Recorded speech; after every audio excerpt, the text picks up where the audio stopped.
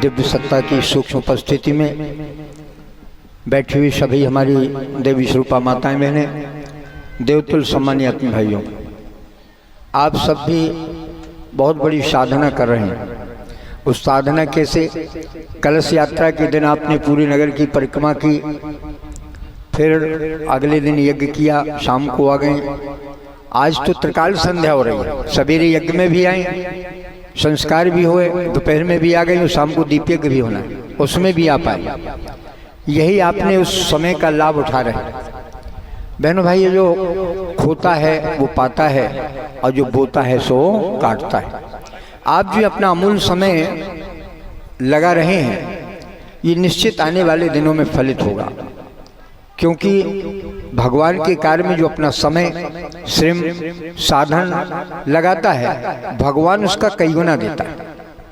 गुरुदेव ने एक जगह लिखा है कि बेटा, जो अच्छे कार्य में अपना समय लगाता है वो निरोग और स्वस्थ होकर के उसकी लंबी आयु होती है, और जो अच्छे कार्य में अपने कमाई का अंश लगाता है, धन लगाता है, वो उसको कई गुना उसको धन की प्राप्त होती है, क्योंकि वो भगवान के खेत में बुरा। जब परम पूज्य गुरुदेव को दादा गुरुदेव बसंत पंचमी 1926 के दिन प्रातःकाल ब्रह्ममुहूर्त में आए, तो उन्होंने कहा, बेटा तुम्हारे पास जो कुछ है भगवान के खेत में बो दो। उन्होंने कहा, हमारे पास क्या है, हमने कुछ कमाया नहीं, 15 साल की आयु थी। उन्होंने कहा, तुम्हारे पास परिवार के जो जमींदार थे, परम पूज्य गुरुदेव जमींदार परिवार के थे। उनके पिताजी श्रीमद् भागवत के प्रकांड विद्वान पंडित रूप किशोर शर्मा जी थे। वो श्रीमद् भागवत के प्रकांड विद्वान थे और जमींदार परिवार के थे। तो उन्होंने कहा कि बेटा, जो तुम्हारी जमींदारी की संपत्ति है उसको भगवान के खेत में बो दो।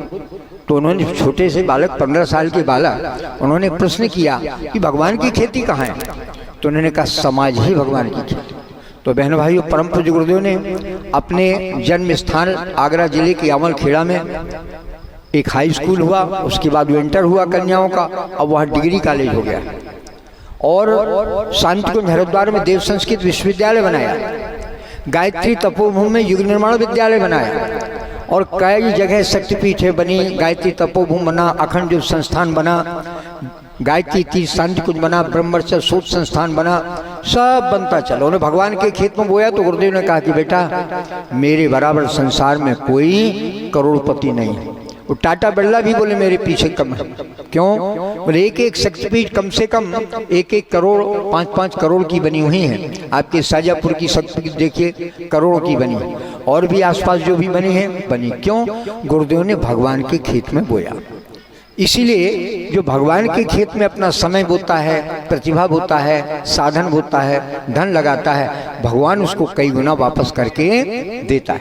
क्योंकि प्रकृति का नियम होता है। जो हम यज्ञ करते हैं, यज्ञ करने के बाद जो धुआं निकलता है, ये घी जलता है, हवन सामग्री जलती है, औषधियाँ जलती हैं, घी खाने को नहीं मिलता, अगर घी जलाया जाता है तो बेकार नहीं जाता, ये आकाश मंडल मुड़ जाता है। और आकाश मंडल मुड़ने के बाद बादलों के रूप में वो कई गुना पर्जन्य के रूप में, पोषक तत्व के रूप में वर्षा होती है, और पोषक तत्व की वर्षा के रूप में फिर अन्न अच्छा पैदा होता है।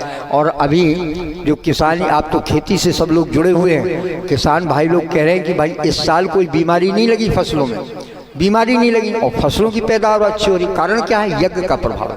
उस यज्ञ के प्रभाव से जो आकाश मंडल में उसका धुआं गया, उससे कीड़ों का प्रकोप समाप्त हो गया, खाद की भी ज़्यादा आवश्यकता नहीं हुई, अच्छी फसलों की भी पैदावार हो रही, अच्छे फलों की भी पैदावार हो रही। बहनों भाइयों, ये लोक मंगल के लिए जो लगाया जा रहा है उसका प्रभाव। इसलिए जो भी अपने लोक मंगल के लिए कार्य लगाते हैं उसका प्रभाव होता है। तो आइए आज की कथा का हम शुभारंभ करते हैं। आज की कथा पिप्पलाद ऋषि और अगस्त मुनि को कथा बता रहे हैं कि जब संसार में समस्याएं होती हैं तो समस्याओं के समाधान के लिए भगवान अपना कोई ना कोई नियम लागू करता है। ये प्रकृति का नियम है। तो ऋषि लिखते हैं, सत्यास्त्यांत भूदत दिनम जिज्ञासवा समय संतुष्टा मुनिर्लब्धे विचारैस्ते मनीषणः लब्धुम ततो अधिकम चाद्य महत्वमहितावृषम् विचार संप्रदा काले नियते ते समागता। बहनों भाइयों, सत्संग संसार में दुर्लभ होता है, और वो सत्संग जो हमको मिलता है, बिन सत्संग विवेक न होई, और हरि कृपा बिन सुलभ न सोई। जब तक ऊपर वाले की कृपा नहीं होती है तब तक सत्संग सुलभ नहीं होता है। इसलिए ये जो सत्संग का अवसर आपके यहाँ आया है, ज्ञान की गंगोत्री की धारा तो गायत्री थी, शांतिकुंज हरिद्वार से चलकर आपके यहाँ तक आई है, और ये दिव्य वातावरण बना हुआ है, ये आप पर उस देव सत्ताओं की कृपा है, आपकी भावनाओं का है, आपकी श्रद्धा भावना है। इसलिए जब भगवान की कृपा होती तो भगवान के यहाँ जाने की आवश्यकता नहीं होती, भगवान स्वयं आते। एक बार जब धरती पर संकट हुआ, नाना प्रकार की समस्याएं हुई, पाप बढ़ गया धरती पर, तो पाप बढ़ने के बाद धरती ने देवताओं से कहा कि हम भार असह्य हो रहा है, इस भार से जो पाप का भार धरती पर बढ़ गया, मैं सहन नहीं कर पा रही, धरती माता ने कहा। तो देवताओं ने कहा चलिए हम लोग क्षीर सागर चलते हैं, भगवान के पास उनसे प्रार्थना करेंगे। तो देवता, रामचरितमानस में आता है, देवता पृथ्वी को आगे करके और आगे बढ़ जाते हैं। रास्ते में चिंतन होता है कि कैलाश पर्वत से भगवान शिव महाकाल को भी साथ ले लिया जाए, तब क्षीर सागर चल के भगवान से प्रार्थना करेंगे। बहनों भाइयों, जैसे ही भगवान शिव के पास जाते हैं, भगवान शिव पूछते हैं कि आखिर जा कहाँ रहे आप लोग? बोले भगवान विष्णु क्षीर सागर को। बोले किस लिए? बोले संकट छाया हुआ है धरती पर, उस संकट से मुक्ति पाने के लिए हम भगवान से प्रार्थना करने जा रहे हैं। तो शंकर जी ने कितना सुंदर उत्तर दिया, उन्होंने कहा हरि व्यापक सर्वत्र समाना, और प्रेम थे प्रगट होए में जाना। भगवान सब जगह समझाते, क्षीर सागर जाने की आवश्यकता नहीं, यहीं भगवान से प्रार्थना की जाए, भगवान यहीं आपकी मदद करेगा। तो पर सभी देवता एक होकर के जय जय सुरनायक जन सुखदायक प्रणत पाल भगवंता गोदोजितकारी जय सुरारी सिंधु सता प्रिय तंता, प्रार्थना करने लगे। पर आकाशवाणी होती, देवताओं समय आने पर महाराजा दशरथ कौशल्या के गर्भ से हम अंशावतार के रूप में अंशावतार लेंगे और धरती का भार हल्का करेंगे। लेकिन देवताओं से कहा देवता कि आपको भी हमारे साथ देने के लिए क्या बनना है? रीछ भालू बानर के रूप में आना है। रीछ भालू बानर क्यों कहा? रीछ भालू बानर इसलिए कहा कि चूंकि रावण ने जब वरदान मांगा था तो उन्होंने कहा मनुष्य से ना मारे जाए, किसी बड़े राजा महाराजा से ना मारे जाए। तो भगवान ने कहा कि देखो रीछ भालू बानरों के लिए वरदान नहीं मांगा कि रीछ भालू बानरों से ना मांगा जाए, वो तो इसीलिए तुम सबको रीछ भालू बानर के रूप में, गिलहरी गीत गिलहरी के रूप में अवतार लेना पड़ा। तो भगवान गिलहरी के रूप में, गीत के रूप में, और रीछों के रूप में, भालू के रूप में और बंदरों के रूप में भगवान की मदद हुई। और जो सीता को रावण लेके गया, रावण का मरण हुआ और सीता जी को लेके भगवान अयोध्यापुरी आए। तो इसलिए बहनों भाइयों, ये जो समय पर कहीं भगवान के यहाँ तीर्थ प्रयाग में ज़्यादा जाने की आवश्यकता नहीं, क्योंकि तीर्थ प्रयाग का तो झंझट बड़ा गड़बड़ है। अभी आप हम भी गए, हम लोग अभी पिछले वर्ष झारखंड गए हुए थे। तो झारखंड में कौन से तीर्थ है मालूम है आपको? बैजनाथ धाम है ना। कई भाई बहन बैजनाथ धाम गए, हाथ उठाएं कौन कौन बैजनाथ धाम गए। हाँ देखो माता जी गई, हाथ नीचे कर। बैजनाथ धाम गए तो हम लोग 4 भाई थे, अपनी गाड़ी से थे। अब हम लोगों ने कहा बैजनाथ धाम के दर्शन कर ले। बैजनाथ धाम के दर्शन के लिए गए तो जैसे ही दर्शन के लिए पहुंचे तो अचानक एक पंडा जी अटक के वहाँ बोले आप लोग कहाँ जाना चाहते? समझिए गायत्री परिवार के हैं, पीले कपड़े पहनते हैं, 5 भाई हैं और शांतिकुंज हरिद्वार लिखा हुआ है। बोले आप कहाँ जाना चाहते? हमने कहा हम लोग बाबा बैजनाथ धाम के दर्शन करना चाहते हैं। बोले ऐसे दर्शन नहीं होंगे। बोले क्यों? बोले 1000 रुपये तो आपको गाड़ी का लगेगा यहाँ जब खड़ी करेंगे, और 500 आपको पांचों भाइयों को 2500 देना पड़ेगा, फिर हम टोकन देंगे, फिर तब आपको दर्शन मिलेंगे। तो हमने कहा भगवान 2500 में दर्शन देंगे? बोले हाँ 2500 में दर्शन देंगे। तो हमने कहा क्या भगवान बिकाऊ है? तो बोले आप कैसी बात कर रहे हैं? तो हमने कहा अच्छा। हम लोगों ने वहीं खड़े हुए और वहीं बाबा बैजनाथ धाम का दर्शन किए और हम लोग वहीं से लौट के चले आए। हमने कहा 3500 रुपये कहाँ से लाएंगे, इन पंडा जी को देंगे? बहन भाइयों, आज भगवान को उन पंडा पुजारियों ने अपने गिरफ्त में कर लिया। एक बहन जी महाकाल के दर्शन यहाँ गई उत्तराखंड में केदारनाथ के दर्शन के लिए गई।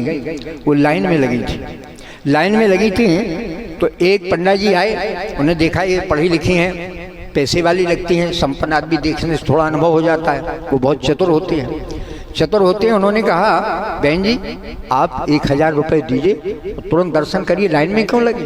बोले रे भगवान 1000 में दर्शन देते? बोले हाँ, आपको बड़ी सुविधा मिल जाएगी, हम चलेंगे आपके साथ में, दर्शन करा देंगे, नहीं तो आप 4-5 घंटे लगे रहेंगे, आपको दर्शन नहीं जल्दी हो पाएंगे। तो उन्होंने कहा ठीक है महाराज जी, तो एक काम करिए। बोले क्या? बोले हम क्यों परेशान हो, आप 1000 की मांग कर रहे हैं, हम 5000 दे रहे हैं, केदारनाथ को यहीं बुला दीजिए, हमें यहीं दर्शन करा दीजिए।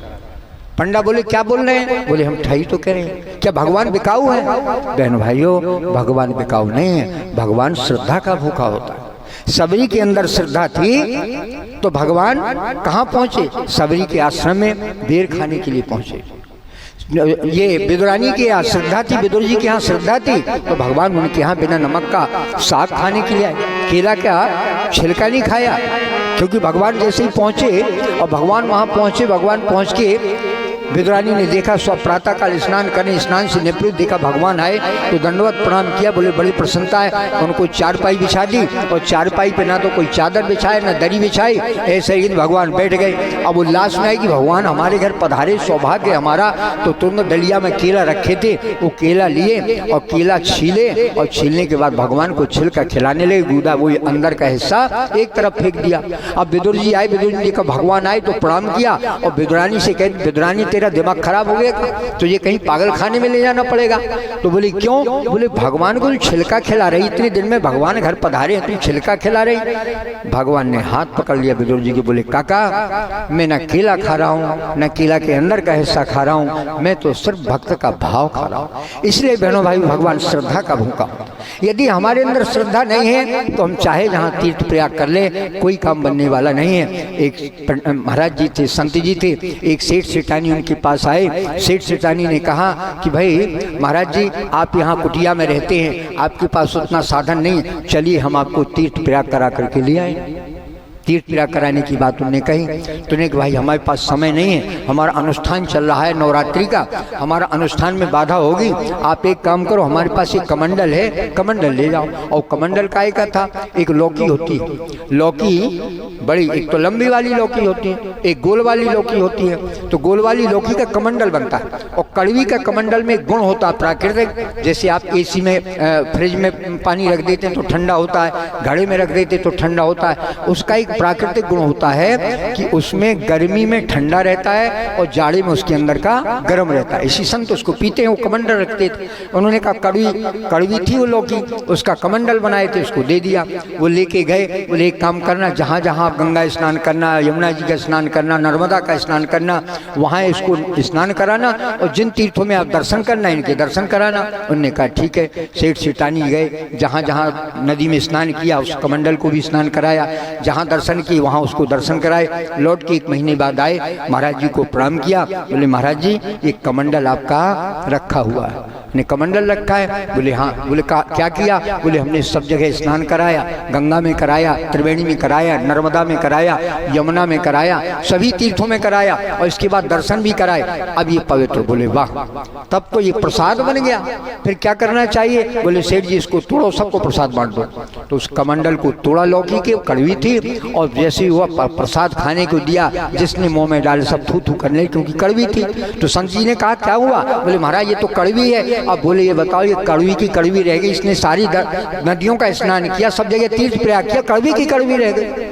बहनों भाइयों, ये हम खूब तीर्थ प्रयाग करें, यदि मन का भाव नहीं हुआ तो सब बेकार है। इसलिए कहा है कि निर्मल मन जन सो मोह पावा, अमोह कपट छल क्षेत्र न भावा। भगवान को निर्मल मन पसंद होता है बहन भाइयों, इसलिए भगवान श्रद्धा का भूखा होता है। आइए एक संकीर्तन करते हैं, उसके बाद आगे की कथा शुभारंभ करें।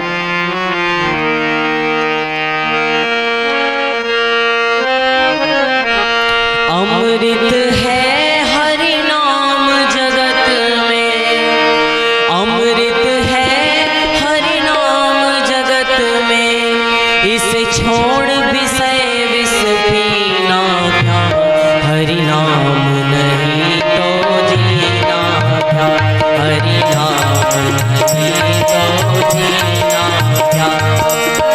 अमृत है हरि नाम जगत में, अमृत है हरि नाम जगत, इस छोड़ विषय विष पीना, हरि नाम नहीं तो जीना क्या, हरि नाम नहीं तो जीना क्या।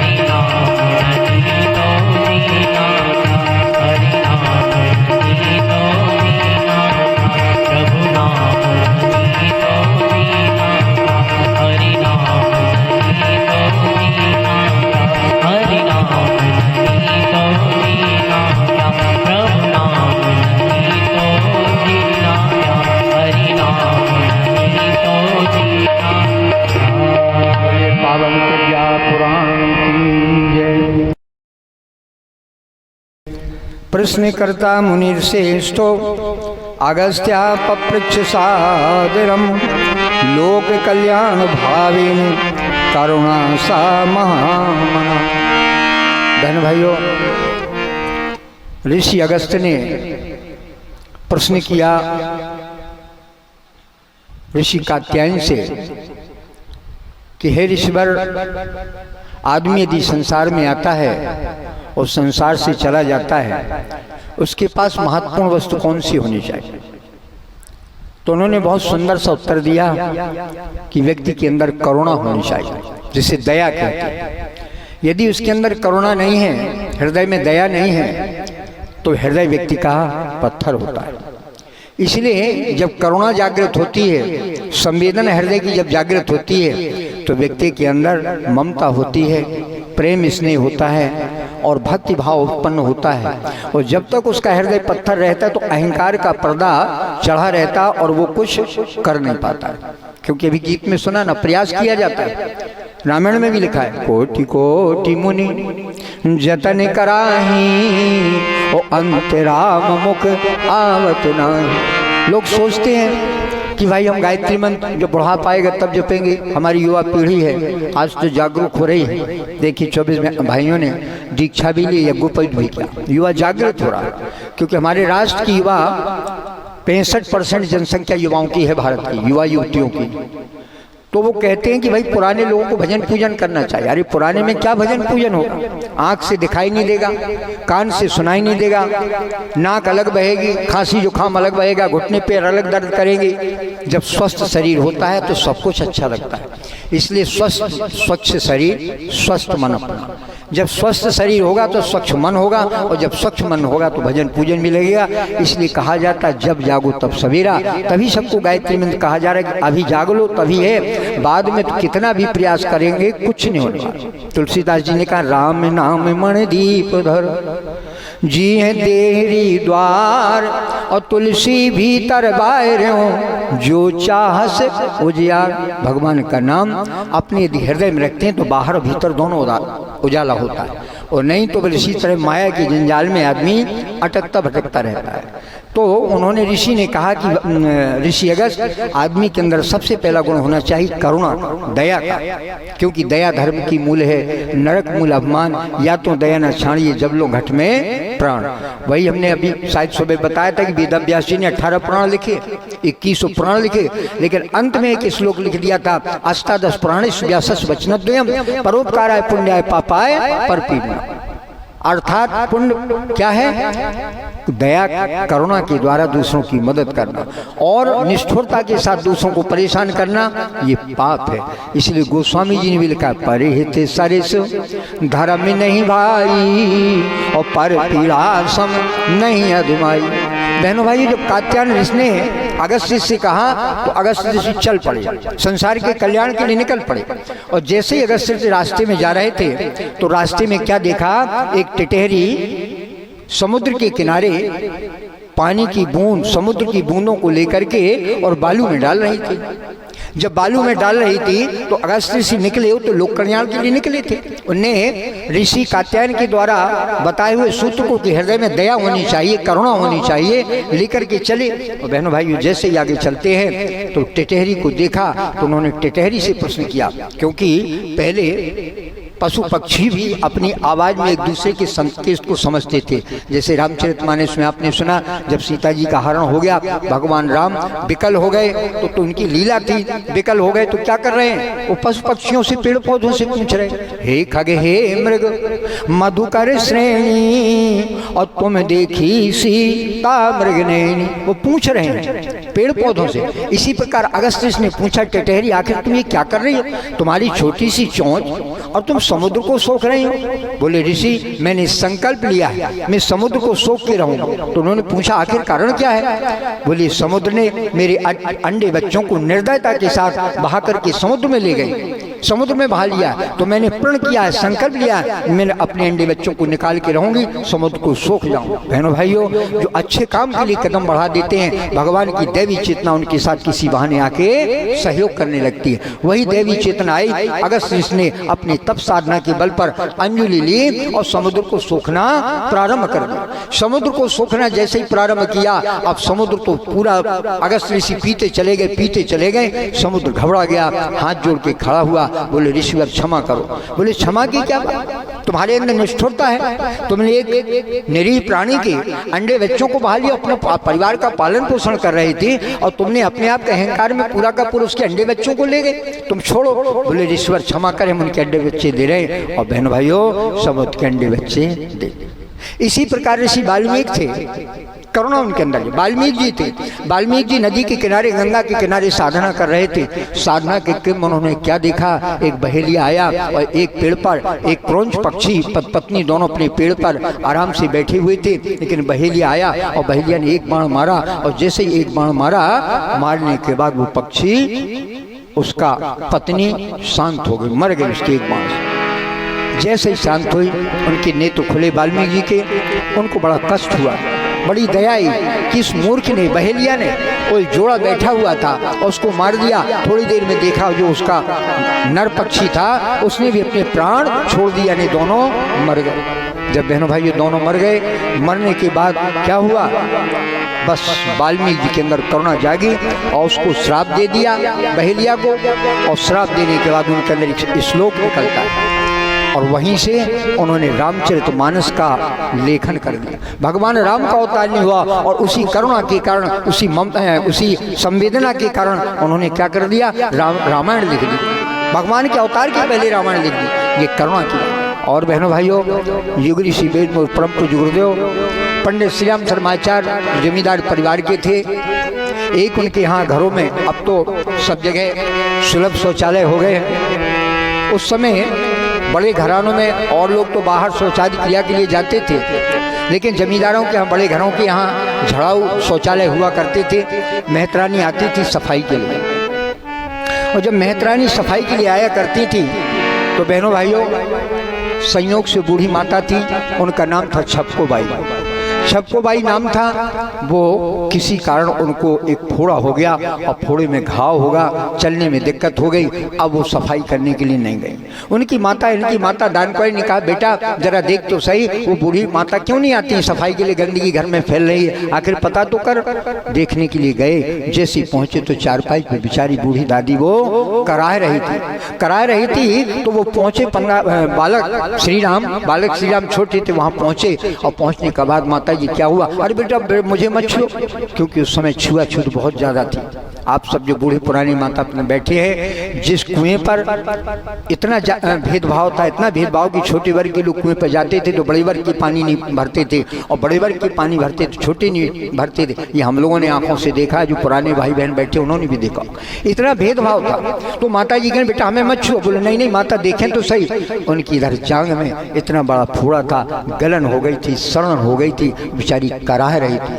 बस उस छोटे से बालक ने एक संकल्प लिया कि जब तक माताजी की बीमारी ठीक नहीं हो जाएगी मैं चैन से नहीं बैठूंगा। तत्काल दौड़ के वैद्य के पास गए, वैद्य से दवा ले आए और माता का दवा करना प्रारंभ। बोले बेटा मुझे, बोले नहीं माता, जब तक आप ठीक नहीं हो जाएंगी मैं यही करूँगा। और उन्होंने करना शुरू किया। खबर उनके घर पहुँच गई, जमींदार परिवार थे कि उन्होंने एक मेहतानी बुढ़िया की सेवा करना शुरू कर दी है। उसको फोड़ा हुआ, उसको छू लिया है। उनकी माता दानकौड़ी ने कहा, बेटा अब तुम घर में नहीं रहे तो बाहर। उन्होंने कहा बाहर मंजूर है। बाहर वो नहाते थे, चबूतरे पर सोते थे और वहीं उनको रोटी दी जाती, वहीं खाते थे। संकल्प ले लिया था जब तक वो बूढ़ी दादी ठीक नहीं हो जाएगी तब तक मैं चैन नहीं होगा। और बहनों भाई 15 दिन के बाद वो बूढ़ी दादी स्वस्थ हो गई। अब जब बूढ़ी दादी स्वस्थ हो गई तो उसने आशीर्वाद दिया, बोले बेटा श्री राम तू खूब बड़ा हो जा। उसने कहा कितना बड़ा? बोले इतना बड़ा। बोले और कितना? बोले आकाश जितना बड़ा। तो गुरुदेव ने कहा मुझे किसी का आशीर्वाद लगा तो बूढ़ी छपको बाई मेहतरानी का आशीर्वाद।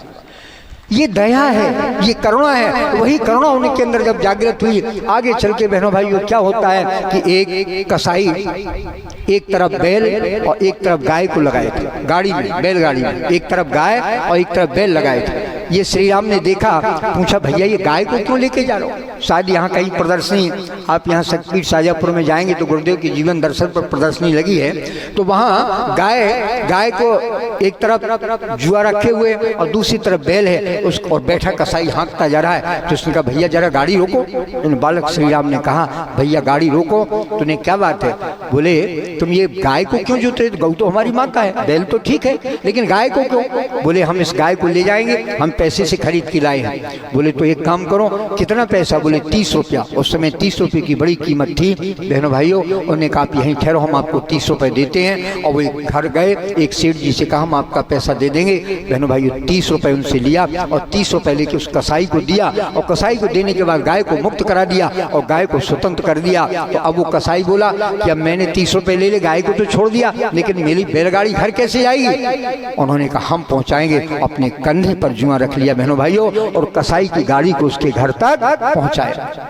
ये संवेदना करुणा जब जागी तब बहनों भाई उन्होंने युग निर्माण किया, और आज सारे संसार में पूजे जाते हैं। ऐसे जिनके अंदर करुणा जागृत होती है बहनों भाइयों, वही भगवान का भक्त बन पाता है, वही भगवान का काम कर पाता है। इसलिए हमारे अंदर करुणा जागृत है। आज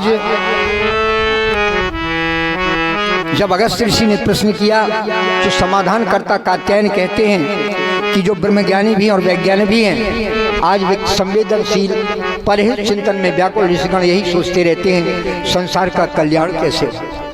आज अगस्त्य जी की वही पूछ रहे हैं, हे देव, साधारण विपत्तियों में समाज सुधारक महामानव सुधार कर लेते हैं, पर कई बार ऐसी परिस्थितियां आ जाती हैं जिनका समाधान साधारण मानव नहीं कर पाता।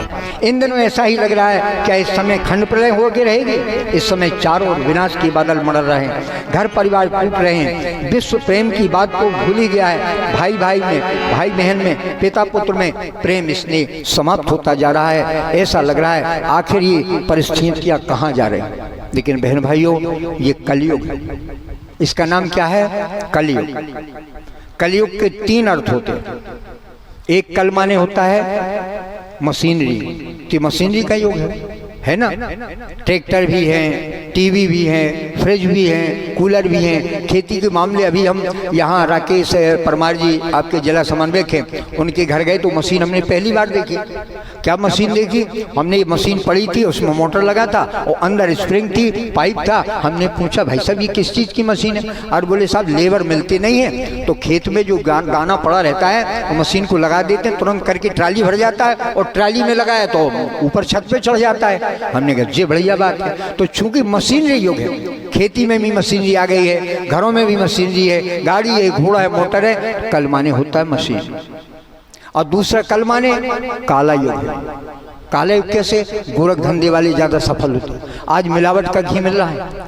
आज दूध, एक बहुत बड़ी फैक्ट्री पकड़ी गई है, करोड़ों रुपयों का केमिकल पकड़ा गया है जिससे दूध बनाया जाता है, और दूध बना करके नकली दूध जगह जगह विवाह शादियों में, घरों में मशीन के माध्यम से दिया जा रहा है, जिससे घर घर बीमारी फैले। दूध नहीं पी रहे लोग, जहर पी रहे। और तो और जो यहाँ डेयरी होती हैं, डेयरी में जहाँ गाय भैंस की डेयरी होती है, वहाँ इंजेक्शन लगा के दूध निकाला जाता है, और इंजेक्शन लगा करके भैंस को, गाय को दूध निकाला जाता है। और तो और बहनों भाइयों, जो खरबूजा है, ककड़ी है, तरबूज है, इसकी बेल में इंजेक्शन लगाते थे तो शाम को छोटा सा होता है, सुबह इतना बड़ा हो जाता है। क्यों? इंजेक्शन लगा दिया। अब वो जब तरबूज खाया जाता है, खरबूज खाया जाता है, वो क्या है? जहर खा रहे। लौकी भी ये शाम को इतनी रहती है, रात में इंजेक्शन लगाए, सवेरे इतनी बड़ी हो जाती है, तोड़ करके बाजार में बेच दी जाती है। तो इंजेक्शन की लौकी नुकसान कर रही, तो काला धंधा हो रहा है, इसलिए इसका नाम कलयुग। और तीसरा कलयुग का नाम है ये चतुर्युग जो होते हैं, सतयुग, त्रेता, द्वापर, कलयुग। इसलिए चौथा कलयुग है। इस कलयुग में विज्ञान ने बहुत उन्नत की है, सब प्रकार का उन्नत हुआ है। विज्ञान आज चंद्रलोक पे पहुंच गया है, विज्ञान आज मंगल ग्रह पे पहुंच गया है, और मंगल ग्रह पर मकान बनाए जा रहे हैं, मंगल ग्रह पर पूरी तैयारी की जा रही है। लेकिन बहनों भाइयों, इतना होने के बाद ये समस्याएं, 5 समस्याएं सबसे ज़्यादा पैदा होंगी इस विज्ञान के युग में। कौन कौन? पहली समस्या है, पहली बुराई जो पैदा हुई है, विलासिता की। आदमी का जीवन विलासी हो गया। विलासी कैसा हो गया है? आज थोड़ा सा हमारे घर में पैसा बढ़ा तो हमने झाड़ू पोंछा वाली लगा ली, हमने बर्तन धोने वाली लगा ली, हमने रोटी बनाने वाली लगा ली, और हम बैठ कर के कुर्सी पे बैठ के टीवी देख रहे हैं। सो फिर क्या होता है? बड़ा शरीर भारी होता जाता है, पर उठने बैठने में दिक्कत होती है और बीमारी होती है, क्योंकि कार्य किया जाता है, काम करने से शरीर सुडौल रहता है। लेकिन पहले कुएं से पानी भरा जाता था, मस्तिष्क पर, सर पर बहनें घड़ा लेकर के आती थी, चक्की पीसी जाती थी, परिश्रम होता था। गांव के क्षेत्र में खेत से गठरी बांध के लाते थे, फिर जानवरों को मशीन चलाई जाती थी। अभी भाई साहब, श्री विष्णु भाई साहब, इनके वहाँ गए हम फार्म पर हमने मशीन पूछा, वहाँ चारा पड़ा था, बोले मोटर लगा हुआ है और बटन दबाते हैं, मोटर से फटाफट कट जाती है। लो, अब तो मशीन चलाने की भी जरूरत नहीं, चारा मशीन लगी है, इलेक्ट्रिक से चलाई, वो कट जाता है। आखिर आदमी फिर क्या होगा? ये बीमारी का घर बढ़ता है, क्योंकि आदमी धीरे धीरे विलासी होता है। परिश्रमी होना चाहिए। हमारे ऋषियों ने कहा है परिश्रमशील व्यक्ति को होना चाहिए। परिश्रम पुरुषार्थ करेंगे तो स्वस्थ रहेंगे, निरोग रहेंगे, लंबी आयु होगी। और जितने विलासी जीवन होगा, सुख सुविधा जितनी जुटाएंगे उतनी परेशानी होगी। तो बहनों भाई, पहला जीवन विलासी होगा। दूसरी समस्या क्या हो रही? व्यसन बढ़ रहा है। आज बहुत जगह नशा फैला हुआ है। गायत्री परिवार के श्रद्धेय डॉक्टर साहब जी ने, श्रद्धेय चिन्मय भैया ने संकल्प लिया है भारत को, पूरे भारत को 2026 तक व्यसन मुक्त करना है, नशा निवारण करना है। क्योंकि व्यसन की समस्या से हमारा राष्ट्र का जागरण कैसे होगा? राष्ट्र का उत्थान के जब व्यक्ति ही नहीं सुधरेगा, परिवार नहीं सुधरेगा, समाज नहीं सुधरेगा, तो राष्ट्र कैसे ऊंचा हो जाएगा? इसलिए राष्ट्र को व्यसन मुक्त करना है। तो व्यसन मुक्त के लिए आज व्यसन की समस्या सबसे ज़्यादा फैल गई है। और तीसरी चीज बेईमानी बढ़ गई। बेईमानी की जो बात बताई, हर आदमी बहुत जल्दी करोड़पति बनना चाहता है, बहुत जल्दी करोड़पति बनना चाहता है। और तो और देखिए, भगवान को भी आदमी, एक जगह हम कार्यक्रम कराने गए अभी कुछ दिन पहले, नाम नहीं लेंगे कहाँ गए, वहाँ लोगों ने दान दिया तो दान में रसीद काटी, हमने 500 का रुपये नकली पकड़ा दिया। अब हम बैंक में लेके गए जमा करने के लिए, बैंक वाले खटाखट मशीन से पकड़ में आ गया। बोले बाबूजी आप नकली नोट लेके आए? हमने कहा नकली नोट? कहाँ नकली नोट? बोले देखो। हमने कहा हमारी समझ में तो नहीं आता। तो उन्हें दिखाया, बोले देखो ये गांधी बब्बा जो सफ़ेद स्थान होता है ना, बोले वहाँ गांधी नहीं बने हैं ना, 500 रुपये लिखा हुआ। हमने कहा हे भगवान, आदमी भगवान को भी धोखा दे रहा है और वो 500 का नकली नोट दे दिया। बहनों भाइयों, इस तरह आदमी बेईमानी से बड़ा, यदि पढ़ा रहे हैं, अध्यापक हैं, गवर्नमेंट काफ़ी वेतन देते हैं, लेकिन उसमें संतोष नहीं होता है, वो अलग से कोचिंग खोल लेते हैं। डॉक्टर गवर्नमेंट फीस देती है, पर्याप्त वेतन देती है, लेकिन संतोष नहीं होता है, अलग से नर्सिंग होम में जाकर के अपना समय देते हैं, वहाँ इलाज करते हैं, पैसा कमाते हैं। दुकानदार है, मिलावट कर रहा है। आप कहाँ देखेंगे? आखिर बेईमानी से आदमी बहुत जल्दी बड़ा बनना चाहता है। ये कलयुग की महिमा, ये कलयुग का प्रभाव, क्योंकि काला युग है। इसलिए बहनों भाइयों, तीसरी समस्या बेईमानी। और चौथी समस्या, आज आप पेपर में देखते हैं, टीवी में देखते हैं, गोस्वामी जी ने रामायण में लिखा है, करहि अनित जाय नहीं वर्णी और सीधे विप्र धैन सुरधन। इस प्रकार की अनित अन्याय होगी को मुँह से कहने लायक नहीं हो। 3-3 साल की, 5-5 साल की बेटियों की अस्मिता सुरक्षित नहीं है। आज व्यक्ति शैतान बन गया, हैवान बन गया। और अभी पेपर में हम देख रहे, पेपर में दिया हुआ कि एक विधवा दादी के साथ दुर्व्यवहार एक युवा ने किया और अंत में मार दिया उसे। ये हो क्या रहा? आदमी की दुर्बुद्धि मस्तिष्क में बैठ गई। उस दुर्बुद्धि के कारण आदमी पापाचार करता चला जा रहा है। विकास हो रहा है, सुख सुविधाएं हो रही हैं, लेकिन बहनों भाइयों, ये चौथी समस्या व्यभिचार की बढ़ रही है। और जो पांचवी सबसे बड़ी समस्या है वो बीमारी की। आज हर घर में बीमारी पहुंच रही है, हर घर में कोई ना कोई बीमार है। कोई एलोपैथिक दवा खा रहा है, कोई होम्योपैथिक दवा खा रहा है, कोई आयुर्वेदिक दवा खा रहा है, कोई योग व्यायाम कर रहा है, कोई प्राणायाम कर रहा है, कोई एक्यूप्रेशर कर रहा है। सबको कोई ना कोई रास्ता बताए जा रहे हैं। ये समस्या क्या है? ये समस्या इस युग का प्रभाव। तो जब युग का प्रभाव ज़्यादा होता है तो उस युग के प्रभाव के लिए, चूंकि परमात्मा ने सृष्टि बनाई है, जिस प्रकार की हम अपने घर मकान दुकान बनाते हैं और कोई हमारे घर मकान दुकान को बिगाड़ता है, चाहे परिवार का सदस्य हो, बेटा हो, बहू हो, कोई भी हो, तो माता पिता अपने सामने बनी हुई व्यवस्था को बिगड़ने नहीं देते। इसी प्रकार ये सृष्टि को भगवान ने बनाया है, भगवान अपनी सृष्टि को बिगड़ने नहीं देना चाहते। आइए गीत के माध्यम से सुनते हैं, मानवता का पतन देखकर आज धरा कुलाई है।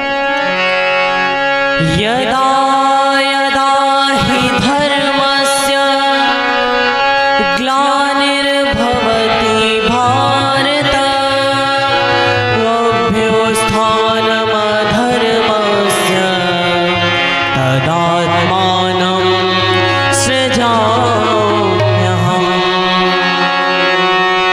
मानवता का पतन देख कर, मानवता का पतन देख कर आज धरा कुलाई है। देव शक्तियों ने मिलजुल कर दुर्गा शक्ति जगाई है। देव शक्तियों ने मिलजुल कर दुर्गा शक्ति जगाई है। मानवता का पतन देख कर, मानवता का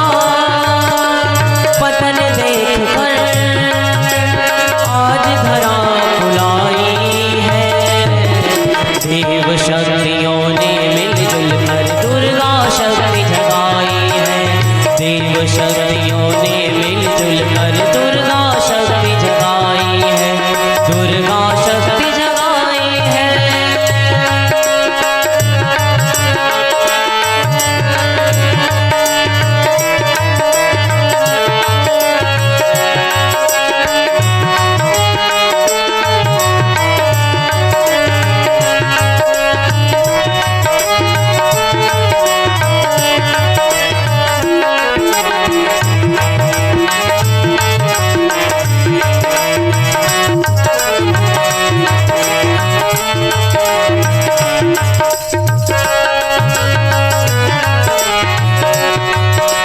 जब जब डगमग हुई धर्म की नाव भंवर में ज्वारों में विविध रूप में, तब भगवान तुम प्रकट हुए अवतारों में। डगमग डगमग हुई धर्म की नाव भंवर में ज्वारों में विविध रूप में, तब भगवान तुम प्रकट हुए अवतारों में।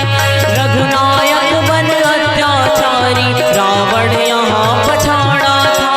ईश्वर निष्ठा के अभाव में दंभ कंस का मारा था। शाश्वत यही कहानी प्रभु ने, शाश्वत यही कहानी प्रभु ने हर युग में दोहराई है। देव शक्तियों ने मिलजुल कर दुर्गा शक्ति जगाई है। देव शक्तियों ने मिलजुल कर दुर्गा शक्ति जगाई है। दुर्गा शक्ति जगाई है।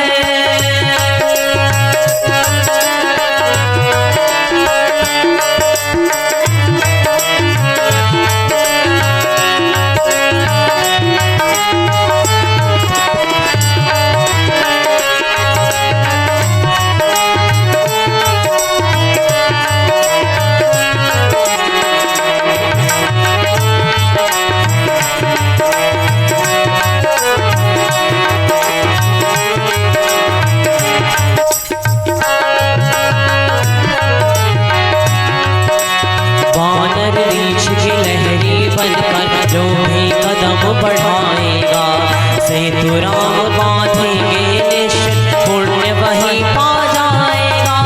उठना है गोवर्धन लेकिन लाठी जरा लगा लो तुम। ईश्वर के सहयोगी बनकर श्रेय सहज ही पालो तुम।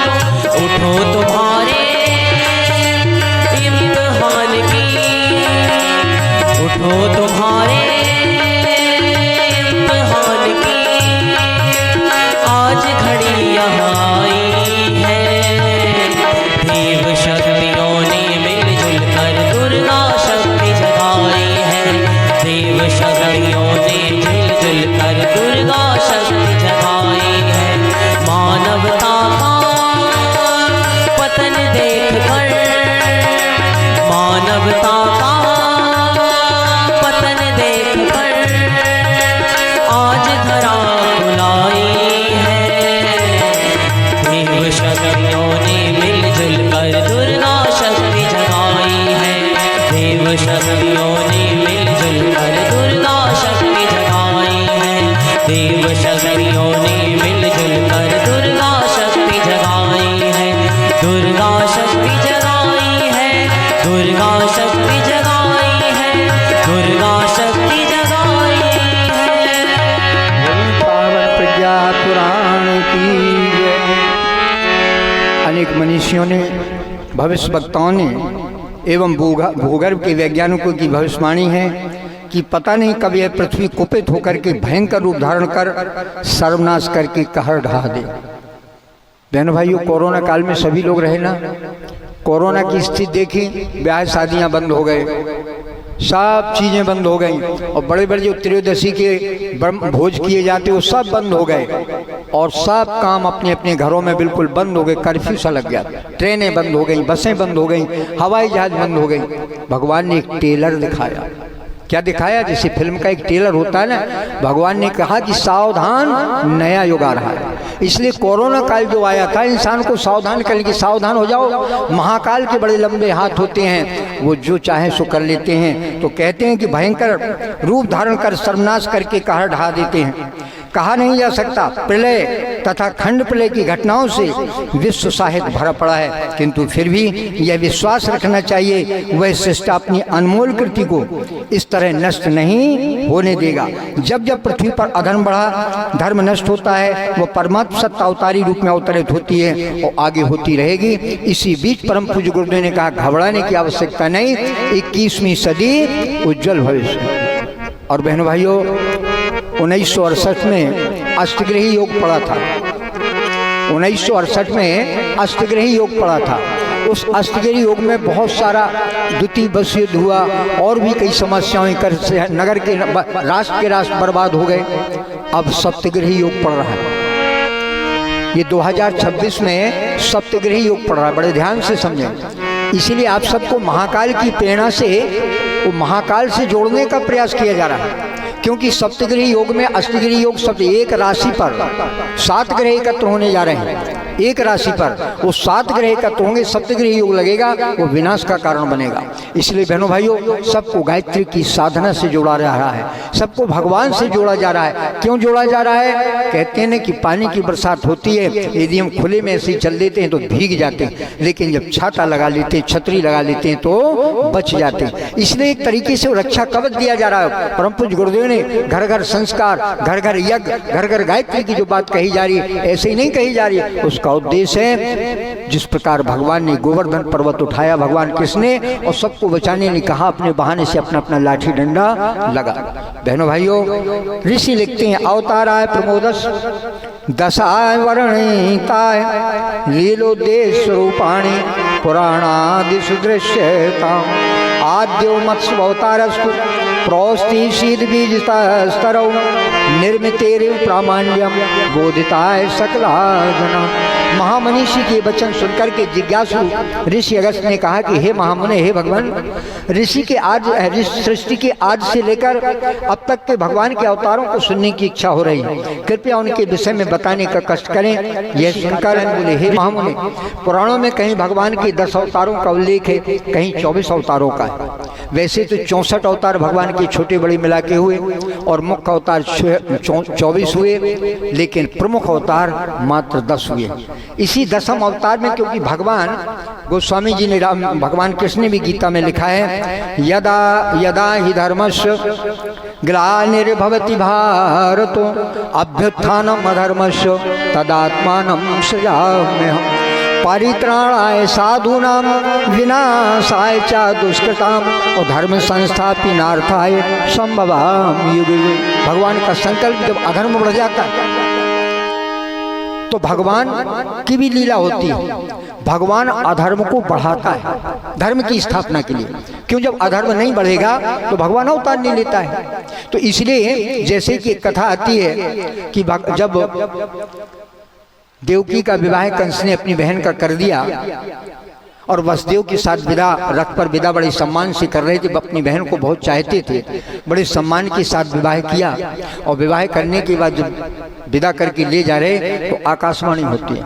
क्या आकाशवाणी होती है? अरे कंस, जिस बहन और बहनोई को तू बड़े सम्मान के साथ विदा करके भेज रहा है, उसके 8वें पुत्र जो जन्म लेगा उसके द्वारा तेरी मृत्यु है। अब कंस ने सोचा अरे ये तो मामला गड़बड़ है। तत्काल उसने कहा कि अब इनको हम घर विदा नहीं करेंगे, इनको हम जेल में डाल देंगे, और जेल में डालने के बाद जब इनका 8वां पुत्र होगा तो उसको हम लेकर के मार देंगे, तो न रहेगा बांस न बजेगे बांसुरी। लेकिन भगवान ने कहा कि देखो, यदि इस कंस का अब 8वें का इंतजार करेगा, कंस का पाप नहीं बढ़ेगा तो जल्दी मरेगा, नहीं तो धरती पर और अन्याय फैलेगा। क्योंकि जब पाप बढ़ जाता है, लिखा है गुरुदेव ने कि दीपक जब बुझने को होता है तो एकदम से उसकी लो आती है, भक्त से वो बंद हो जाता। लालटेन भी दे पहले लालटेन, अब तो लालटेन घरों में नहीं है, न दीपक है। तो जब लालटेन होती थी ना, भपका मारती थी तो जलती तो एकदम से बुझ जाती थी। इसी प्रकार जब गीदड़ के मरने के दिन होते हैं तो गाँव की ओर भागता है और मरता है। और चींटी को देखें, जब चींटी के मरने के दिन आते हैं तो उसके पंख निकल आते हैं और वो मर जाती है। और कोई भी व्यक्ति मरणासन पर पड़ा हुआ है, एकदम से उसके बैठ जाता है, लोग सोचते हैं अरे ये तो ठीक है, देखो बैठ गया, पानी पीने लगा, खाना, और थोड़ी देर में राम नाम सत्य हो जाता है। इसी प्रकार पाप जो दिख रहा है चारों तरफ, ये पाप अब नाश होने की स्थिति में, क्योंकि भगवान का लीला संदोह है। इसलिए भगवान ने कहा कि रावण 8वें का इंतजार करे और कंस 8वें का इंतजार करेगा तो पाप और बढ़ेगा, लिहाजा इसके लिए जल्दी पाप बढ़ाएं ताकि इसका जल्दी ही नाश किया जा सके। और नारद को मोहित किया। नारद जी पहुंचे और नारद जी जैसे रास्ते में मिले तो नारद जी ने कहा कंस तू कहाँ ले जा रहा है इनको? बोले मैं इनको जेल में बंद करने जा रहा हूँ। बोले तुझे शर्म नहीं आती? तेरी बहन बहनोई तू इसे चाहते? अरे बोले आकाशवाणी हुई नारद, क्योंकि नारद जी क्या थे? नारद जी भगवान के भी थे, देवताओं के भी थे, मनुष्य के भी थे और राक्षसों के भी थे। जहाँ सर्वहित होता था वहीं नारद जी अपने काम की भूमिका निभाने के लिए पहुंच जाते थे।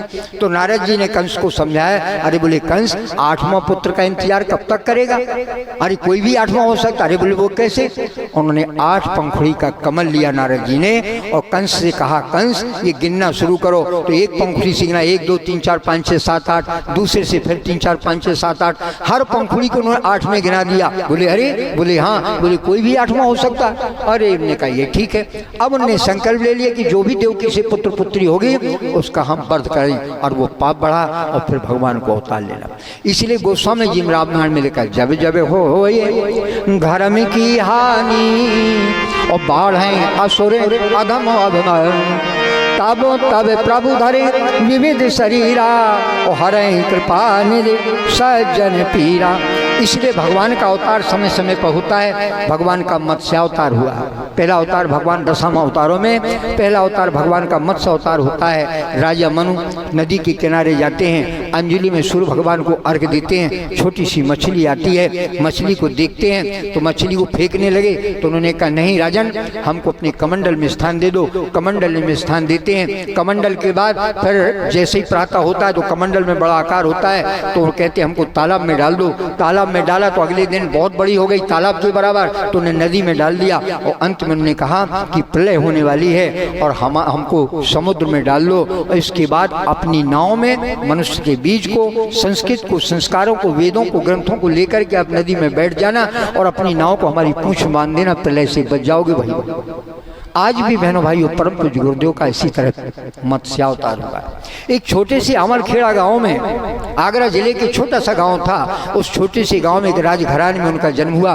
वहां से वो आगरा पहुंचे, आगरा से कुछ समय बाद मथुरा पहुंचे, अखंड ज्योत संस्थान बनाया, गायत्री तपोवन बनाया। उसके बाद 1971 में हरिद्वार गए, वहाँ शांतिकुंज गायत्री तीर्थ बना दिया, देवसंत विश्वविद्यालय बना दिया, ब्रह्मचर्य शोध संस्थान बना दिया। आने वाले दिनों में सारे विश्व में गुरुदेव का प्रज्ञा अवतार आज सारा संसार में गायत्री में हो रहा है। ये क्या है? पूज्य गुरुदेव का भी मत्स्यावतार का हुआ है और मत्स्यावतार के तरीके से काम किया। बहन भाइयों, अगला अवतार अवतारो द्वितीय कच्छपो अभूषवोत्तम श्रम सहज योग सर्वान बोधयामास स्वयं मतम स्वयं प्राक्तो भारम मदयारस्तुतुलम प्रभु वाय पृष्ठे श्रेष्ठानाम कर्मोक्तम प्रतिशोधम।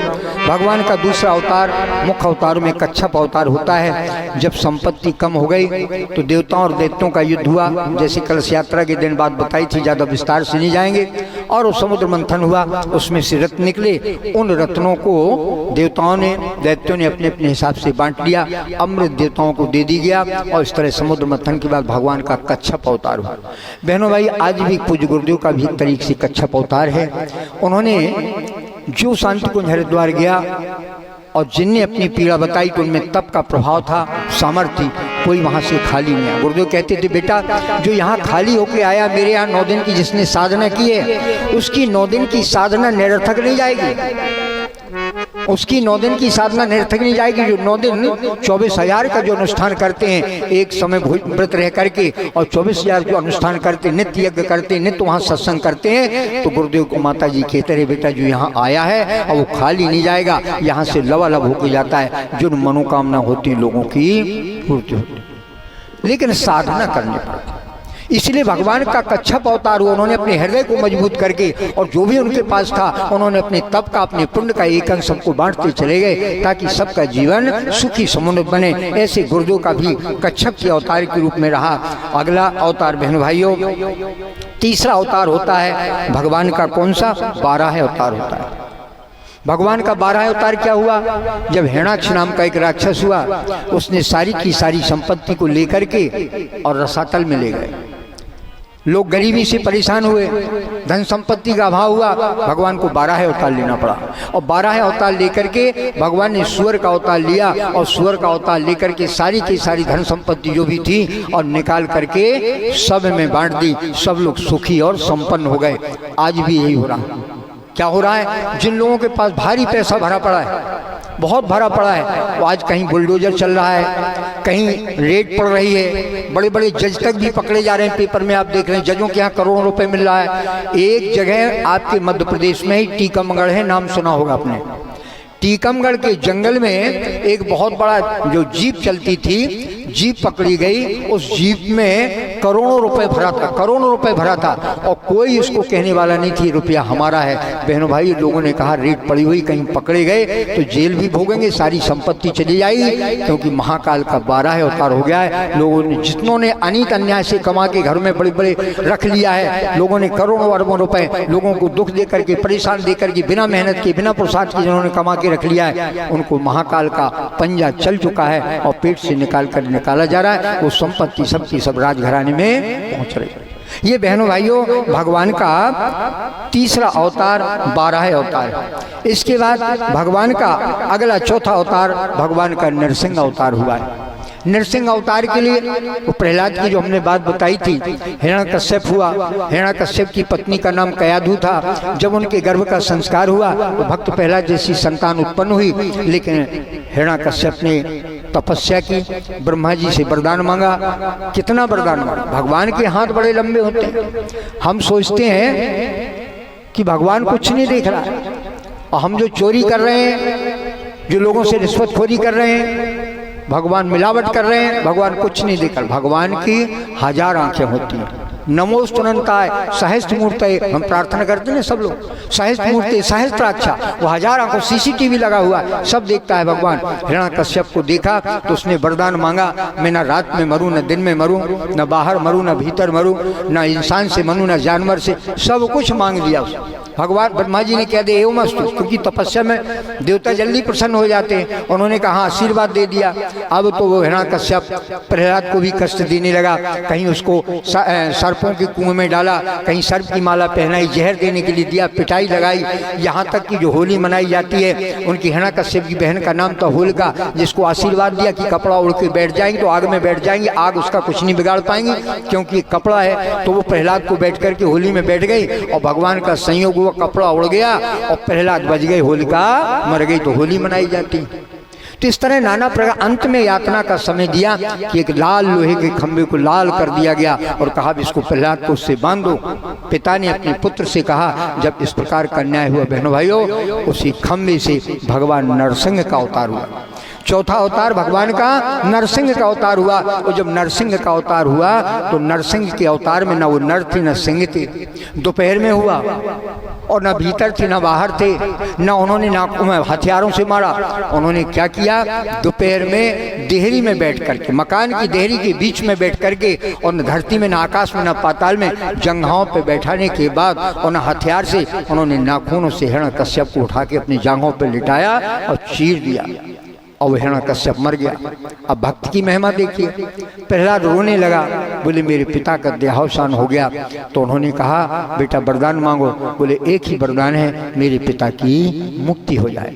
उस भक्त प्रहलाद ने अपने पिता जो राक्षस वृत्ति का था वरदान मांग लिया। ऐसे बहन भाइयों, जब पापाचार बढ़ता है तो भगवान जैसी आवश्यकता होती है उसी आवश्यकता के अनुसार भगवान अवतार लेते हैं।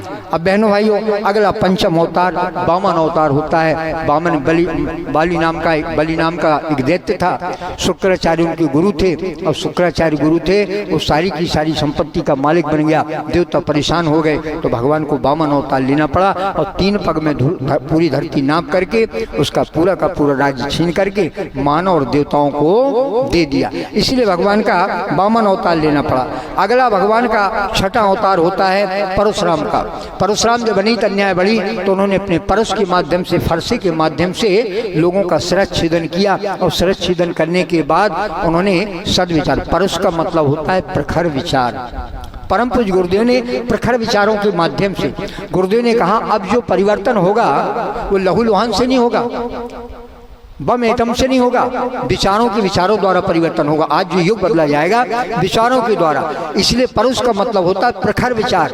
प्रखर विचारों के द्वारा परशुराम का काम भी परशुराम के अवतार के रूप में गुरुदेव ने काम किया और साहित्य लिखा। और साहित्य लिख करके कहा घर घर अखंड ज्योति निर्माण पत्र का और हमारा साहित्य पहुंचना चाहिए, क्योंकि जब लोगों के अंदर अच्छा विचार होगा तभी 21वीं सदी उज्जवल होगी, तभी सत्य की वातावरण होगा। इसलिए प्रखर विचार के रूप में गुरुदेव का साहित्य घर घर पहुंचाने के लिए अनुरोध किया जाता है। हर घर में प्रखर विचार के रूप में गुरुदेव का साहित्य पहुंचे, क्योंकि भले ही आज देखते हैं देश देश लड़ रहे हैं, वर्षों हो गई है, लेकिन गुरुदेव ने कहा तीसरा विश्व युद्ध बिल्कुल नहीं होगा।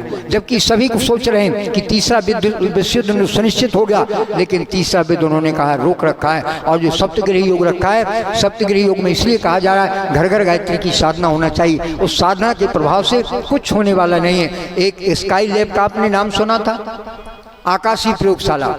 स्काई लैब गिरी थी तो स्काई लैब में ये था, हमारे जो गायत्री परिवार के पुराने कार्यकर्ता भाई हम सब जानते हैं, स्काई लैब गिर रहा था, वैज्ञानिकों ने हाथ डाल दिए थे। उन्होंने कहा स्काई लैब जहाँ गिरेगा वहाँ विनाश हो जाएगा। आकाशीय प्रयोगशाला थी, उसका अंतरिक्ष से संबंध टूट गया था और बहुत बड़ी थी गिरने वाली, तो उन्होंने कहा जहाँ गिरेगी वहाँ विनाश हो जाएगा। लेकिन गुरुदेव ने कहा कुछ नहीं होगा। उन्होंने सबको घर घर गायत्री की साधना के लिए जोड़ दिया। घर घर साधना हो, घर घर यज्ञ हो, कुछ होने वाला नहीं। बहनों भाइयों वही हुआ। आकाश से जब प्रयोगशाला गिरी उसके टुकड़े टुकड़े हो गए थे और सारे के सारे टुकड़े समुद्र में गिर गए। कहीं कोई एक कौड़ी का नुकसान, एक इंच भूमि का नुकसान नहीं हुआ। ये साधना का प्रभाव। इसीलिए बहनों भाइयों गुरुदेव का विचार, उनके साहित्य घर घर तक पहुंचना है ताकि परशुराम की भूमिका संपन्न हो सके। अगला सातवां अवतार भगवान का हुआ है, भगवान राम का हुआ है। राम और श्री राम एक ही दुनिया जान न पाई, दोनों ने ही एक तरह की रामायण दोहराई कर हम लोग रामनवमी है, यही भगवान राम का, सीता जी का पूजन करेंगे और हम लोग गीत भी सुनेंगे। कल गीत भी सुनेंगे, पूजन भी करेंगे भगवान राम का। राम और श्री राम की दुनिया जान न पाई, दोनों ने ही एक तरह की रामायण दोहराई। बहनों भाइयों जो भगवान राम ने काम किया वो श्री राम ने भी किया।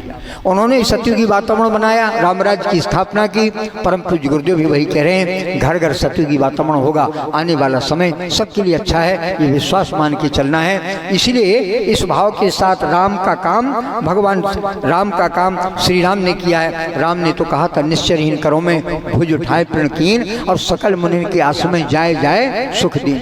इसी प्रकार परम पूज्य गुरुदेव आप जैसी देवात्माओं के घर घर पहुंच रहे, चित्र के रूप में दीक्षा के माध्यम से घर घर पहुंच रहे। घर घर गायत्री की साधना के लिए प्रेरित किया जाता है। राम को भी माने, कृष्ण को माने, सबको माने, लेकिन गायत्री मन से सद्बुद्धि की प्रार्थना करनी है। इसलिए घर घर वो श्री राम आज पहुंच की जय, पावन प्रज्ञा पुराण की जय। तो बहन भाइयों भगवान का सातवां अवतार राम का अवतार हुआ है। वही परम पूज्य गुरुदेव ने रामराज की स्थापना के लिए क्या कर रहे हैं, वो घर घर गायत्री माता पहुंचा रहे हैं। घर घर गायत्री मंत्र पहुंचाया जा रहा है, घर घर साहित्य पहुंचा रहा है। क्यों? इसको छोटा मत मानिए, ये कोई प्रचार प्रसार नहीं है, ये जीवन रक्षा, परिवारों की रक्षा, राष्ट्र की रक्षा के लिए ये काम किया जा रहा है। आने वाले दिनों में हमने कहा सप्तग्रही योग लगने वाला है 2026 में, और 2026 में परम वंदनीय माता जी की शताब्दी वर्ष भी मनाई जा रही है। 1926 में जो परम पूज्य गुरुदेव ने अखंड ज्योत जलाई, जिसमें उन्होंने 24 लाख के 24 प्रोत्सहन संपन्न किए, उसकी भी शताब्दी वर्ष मनाई जा रही है। इसलिए ज्योति कलश जगह जगह गांव गांव नगर जा रहे हैं। तीसरा उद्देश्य परम पूज्य गुरुदेव का आध्यात्मिक 100 वर्ष पूरे हो रहे हैं। बसंत पंचमी 1926 को जो गुरुदेव को दादा गुरुदेव हिमालय से आए थे और उन्होंने गायत्री का दीक्षा देकर के युग निर्माण की योजना बनाई थी, उसका भी 100 वर्ष पूरा हो रहा है। और चौथा सहयोग क्या है, महर्षि अरविंद ने 1926 में घोषणा की थी कि 2026 में सतयुगी वातावरण का निर्माण शुरू हो जाए। हम आप सभी महसूस महसूस करेंगे कि सतयुगी वातावरण हो गया। तो सतयुगी वातावरण कैसे होगा? ऐसे थोड़ा। इंसान वही है। एक गीत था, प्रदीप कुमार ने गाया था, फिल्म में पुराने भाई बहनों ने सुना होगा, देख तेरे संसार की हालत क्या हो गई भगवान, कितना बदल गया इंसान। सूर्य न बदला, चांद न बदला, बदल गया इंसान। धरती वही है, सब्जी फल वही है, चंद्रमा वही है, सूर्य वही है, हवा वही है, पानी वही है, लेकिन इंसान की प्रकृति बदल गई, उसकी विचारधारा बदल गई। तो आने वाले दिनों में सब कुछ वही रहेगा, लेकिन व्यक्ति की सोच में परिवर्तन हो जाएगा, बदला जाए दृष्टिकोण तो इंसान बदल जाए, और दृष्टिकोण के परिवर्तन से सारा जहान बदल जाए। इसलिए दृष्टिकोण के परिवर्तन के लिए घर घर गायत्री, घर घर यज्ञ, घर घर गुरुदेव का सहायक पहुंचाया जा रहा है, ताकि लोगों के विचारों में परिवर्तन हो, सोच में परिवर्तन हो जाए। तो वो क्या होगा? वो कौवे से कोयल का स्वभाव बन जाए और बगुले से हंस का स्वभाव बन जाए। ऐसी स्थापना के लिए घर घर गायत्री की साधना की बात कही जा रही, ताकि सभी की रक्षा हो, सभी परिवारों की रक्षा हो और सभी का भविष्य उज्जवल हो। अगला 8वां अवतार होता है भगवान कृष्ण का। कृष्ण एवाष्टमा पूर्वावतारो विद्यते स्वयं दूरी कर्तुम मनितरस्य चातुर्यस्य तथैव च सर्व प्रकार कस्योता कौशलस्य उत्तमा नीति निर्धारको लक्ष्य पवित्रे स्थित रूपता। भगवान का 8वां अवतार किसका होता है? भगवान कृष्ण का अवतार होता है। कृष्ण का जब अवतार होता है, कंस, चारों पता नहीं पूतना कितने आते हैं, भगवान को तो जन्म लेने ही से कष्ट शुरू हो जाता है। उन्होंने जन्म लिया तो कहाँ लिया? कारागार में, सबको पता है, जेल में जन्म लिया। और जेल में जन्म लेने के बाद फिर उनको बरसात में ही कहाँ पहुंचा दिया? यशोदा जी के यहाँ, नंद बाबा और यशोदा जी के यहाँ पहुंचा दिया गया। उसके बाद जैसे ही थोड़ा बड़े हुए तो पूतना आ गई, और पूतना उसको दूध पिलाने के बहाने उठा ले गई और उसको जहर पिलाने का प्रयास किया, लेकिन भगवान वहाँ भी बचे। खेलते खेलते वो और भी लोग आए, पेड़ के रूप में, नाम याद नहीं आ रहा, 2 राक्षस थे, और उनको भगवान ने गिराया, मारा। और बड़े बड़े चाणूर और कंस जैसे आए, और अंत में सबको भगवान ने मारा। आज भी जितनी वृत्तियाँ आई हैं, गुरुदेव ने कहा बेटा जितनी भी राक्षस वृत्ति थी हमने मार के रख दिया, लेकिन बस आपको घर घर साधना गायत्री की करना है, बच्चों से लेकर बड़ों से लेकर सबको साधना करानी है। ये आप सुनिश्चित मानिए कि 21वीं सदी उज्जवल भविष्य होगा। ये कृष्ण की भूमिका निभाते हुए भगवान कृष्ण को चोर की संज्ञा देगी। भगवान कृष्ण चोर नहीं थे। उन्होंने कहा साहब भगवान कृष्ण चोर हैं, भगवान कृष्ण नाच करते थे, भगवान कृष्ण गोपिकाओं को छेड़ते थे, समझा नहीं। उन्होंने कथाओं के माध्यम से जो प्रस्तुत किया है, भगवान कृष्ण चोर नहीं थे।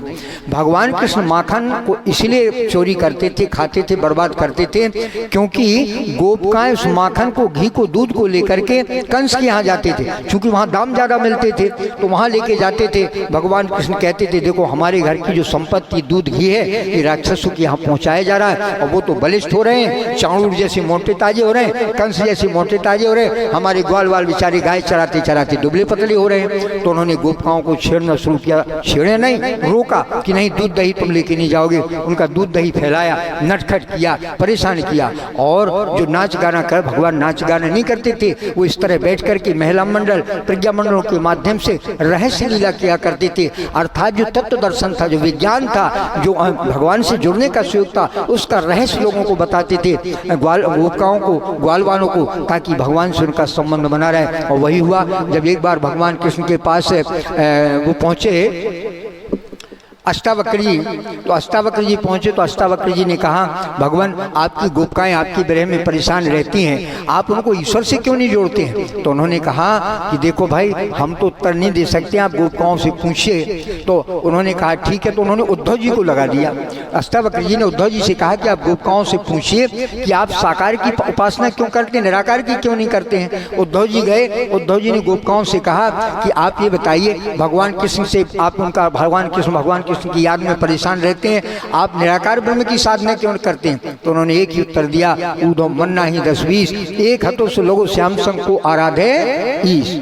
अर्थात भगवान में जिसका मन लग जाता है फिर संसार से धीरे धीरे मोह खत्म हो जाता है। तो उद्धव की बात नहीं मानी। भगवान में उनका प्रेम स्नेह था, भगवान ने प्रेम की गंगा बहाई, भगवान ने अनित अन्याय को रोका। इसलिए भगवान न माखन चोरते, न भगवान ने गोपिकाओं को छेड़ा। ये तो उनको दूसरे तरीके से लोगों ने प्रस्तुत कर दिया, ऐसा है नहीं। भगवान की लीला को उन्होंने परम पूज्य गुरुदेव ने भी उनके ज्ञान की चर्चा के लिए आज घर घर वही भगवान कृष्ण के ज्ञान को करते हैं। बहनों भाइयों, अगला जो 9वां अवतार हुआ है वो बुद्धावतारो 9वां। बुद्धिम धर्मातिचा संगम प्रधान रूपेण श्रीचक्रे जन्मंगलम तपः पौरो सत्यासा संगमुचात्मनाम नृणाम व्याधात भूयस्थान सर्वान प्रेसाम भूतले। भगवान का 9वां अवतार हुआ है बुद्धावतार। जब भगवान बुद्ध का अवतार हुआ उन्होंने देखा लोग नाना प्रकार की, कहीं जानवर चढ़ा रहे हैं, कहीं अंडा चढ़ा रहे हैं, कहीं देवी को बकरा चढ़ा रहे हैं। उन्होंने कहा इस प्रकार का वेद, इस प्रकार का शास्त्र बेकार है, जैसी देवी देवताओं की चीज चढ़ाई जाती है। भगवान बुद्ध ने संकल्प लिया और उन्होंने संकल्प को लेकर के उन्होंने सूत्र दिए, 3 सूत्र दिए, बुद्धम शरणम गच्छामि, संघम शरणम गच्छामि और धम्मम शरणम गच्छामि। भगवान बुद्ध ने 3 सूत्र देकर के कहा हम सब बुद्धि की शरण में जाएं। वही गुरुदेव ने भी कहा कि हमको सद्बुद्धि की शरण में जाना है। वही भगवान बुद्ध ने भी कहा हम सबको बुद्ध की नहीं बुद्धि की शरण में जाना है। दूसरा संगम शरणम गच्छामि, हम सब मिलजुल करके रहें, प्रेम से रहें, क्योंकि संगे शक्ति सर्वदा होती। वही हमारा यज्ञ भी सिखाता है हम सब मिलजुल करके रहें परिवार में, समाज में, ताकि हमारा राष्ट्र उन्नत करे। इसलिए संगे शक्ति सर्वदा, संगठन में हमारी शक्ति होती है। तीसरा सूत्र उन्होंने दिया धम्मम शरणम गच्छामि, हम सब धर्म से जुड़े रहें, अपनी धर्म से जुड़े रहें। हमारी जो धर्म है, हमारी जो संस्कृति है, हमारे जो संस्कार है, उनसे हम जुड़ के रहें। यही गुरुदेव ने भी कहा कि हम अपनी धर्म संस्कृति से जुड़ करके रहें, अपने बच्चों को संस्कारों से जोड़ करके रहें, ताकि घर और परिवार का वातावरण अच्छा बने, हमारा समाज आगे बढ़े, हमारे राष्ट्र का उत्थान हो। इसलिए भगवान बुद्ध का 9वां अवतार हुआ। और बहनों भाइयों, अगला अवतार होता है यथा प्रभात किए जाते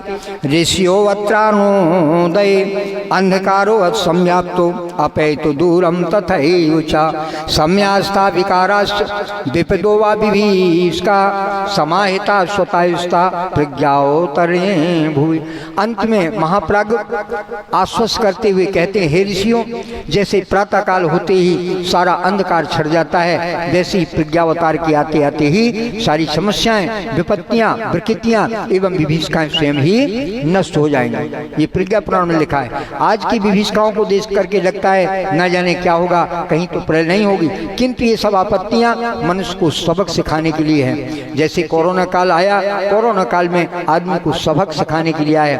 कभी कभी उदंड बालक को दंड देकर के चेतावनी दी जाती है कि ताकि वो शरारत न करे, उसको डांट दिया जाता है, मार दिया जाता है। उसी प्रकार महाकाल विपदाएं लाके आदमी को सावधान करता है। लिखते हैं ऋषि, हे मनुष्यों, यह प्रज्ञावतार निराकार होगा। यह मनुष्य में सद्बुद्धि की प्रेरणा भरकर लोभ, मोह, अहंता आदि जो त्रिपुरासुर है उसको जला करके भस्म कर देगा। मनुष्यों में यज्ञादि सर्वकर्मों की प्रेरणा जगेगी। यही एक अदृश्य प्रवाह है जो रुके नहीं रुकेगा। यज्ञादि श्रेष्ठ कर्मों से सृष्टि का संतुलन बना रहेगा। लिखा है इस प्रकार की स्थिति पैदा हो जाएगी जब घर घर साधना होगी, घर घर संस्कार होंगे, घर घर स्वाध्याय होंगे, घर घर 5 आहुतियां बलवेश यज्ञ के रूप में माताओं बहनों के द्वारा दी जाएगी। तो जब पूरा का पूरा वातावरण बन जाएगा तब क्या होगा, फिर जैसा कि रामचरितमानस में लिखा हुआ है, सब नर करहीं परस पर प्रीति और चलें स्वधर्म निरत श्रुत नीति।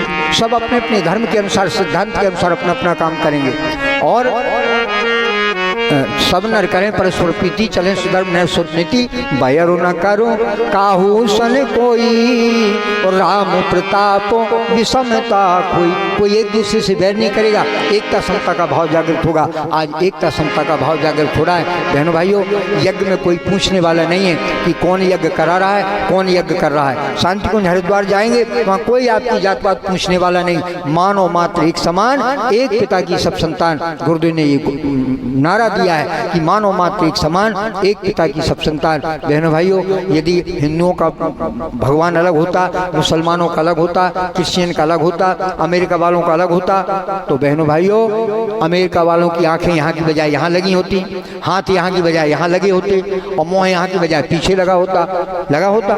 लेकिन नहीं, भगवान एक सांचे से सारे संसार को ढाला है। आँख की जगह आँख काम कर रही, कान की जगह कान कर रहा है, हाथ की जगह हाथ कर रहे हैं, मुँह की जगह मुँह कर रहा है। इस तरह एक एकता समता का भाव आएगा, कोई एक दूसरे से बैर नहीं करेगा। और शेर और बकरी एक घाट पर पानी पिएंगे, फिर क्या होगा? आने वाले दिनों में ऋषि लिखते हैं, दैह के दैविक और भौतिक तापा और राम राज काहू नहीं व्यापा। फिर किसी को न दैहिक कष्ट होगा, न दैविक कष्ट होगा, न किसी प्रकार का कष्ट होगा, सबका जीवन सुख शांति में होगा और स्वर्ग का वातावरण होगा। इसलिए कहते हैं कि हे साधको, यह प्रज्ञा युग का सुप्रभात है। इस समय महाकाल की आवाज सुन करके जो उनके साथ चलेगा वह रीछ बानर ग्वाल बालों की भांति धन्य हो जाएगा। अब यह समय दूर नहीं, जब समय बदलेगा, हम बदलेंगे, युग बदलेगा की प्रेरणा पा करके जब मानव अपनी कमियों को दूर करेंगे तो विधिवत रूप से आश्रित वृत्तियां एवं अपराध समाप्त होंगे, असीम सुख शांति होगी और एक भाषा होगी। अब कहेंगे साहब एक भाषा कैसे होगी? ऋषियों ने कहा उदार चरित्र नाम वसुधैव कुटुंबकम। जब व्यक्ति के अंदर उदार चरित्र हो जाता है तो पूरी विश्व वसुधा एक परिवार कहलाती है। तो एक भाषा क्या होगी? सबकी एक प्रेम की भाषा होगी, एक प्रेम की भाषा बोले, और एक राष्ट्र होगा, यानी पूरी विश्व वसुधा एक राष्ट्र कहलाएगा। और एक धर्म होगा, कौन सा धर्म होगा? मानव धर्म, इंसानियत का धर्म, नैतिकता का धर्म। ये मानव का धर्म एक धर्म होगा, मानवता का समस्त विश्व में राज्य होगा। इसलिए हे साधको जागो और महाकाल से अपना जीवन जोड़ो। लेकिन बहनों भाइयों, ये तो बात कही गई है भगवान से जुड़ने की, लेकिन कर्म का विधान होता है। इसलिए व्यक्ति को अपने कर्मों पर विश्वास करना चाहिए। कर्म जीवन में सुधारने की आवश्यकता है। पहले आइए गीत सुनेंगे, उसके बाद कुछ कर्मों पर चर्चा करने के बाद आरती करेंगे, क्योंकि आज समय ज़्यादा नहीं लेना। सायंकाल पर दीप यज्ञ होगा, आपको भी समय पे जाना है। इसलिए हम शीघ्रता के साथ कथा को, अवतार की कथा का जो प्रकरण था वो हमने शीघ्रता से उसको पूरा किया। अब कर्मों की चर्चा करने के बाद आगे फिर आरती होगी। बोली पावन प्रज्ञा पुराण की जय। कर्मों के फल से न बचोगे, कर्मों के फल से न बचोगे, चलना बहुत संभाल के।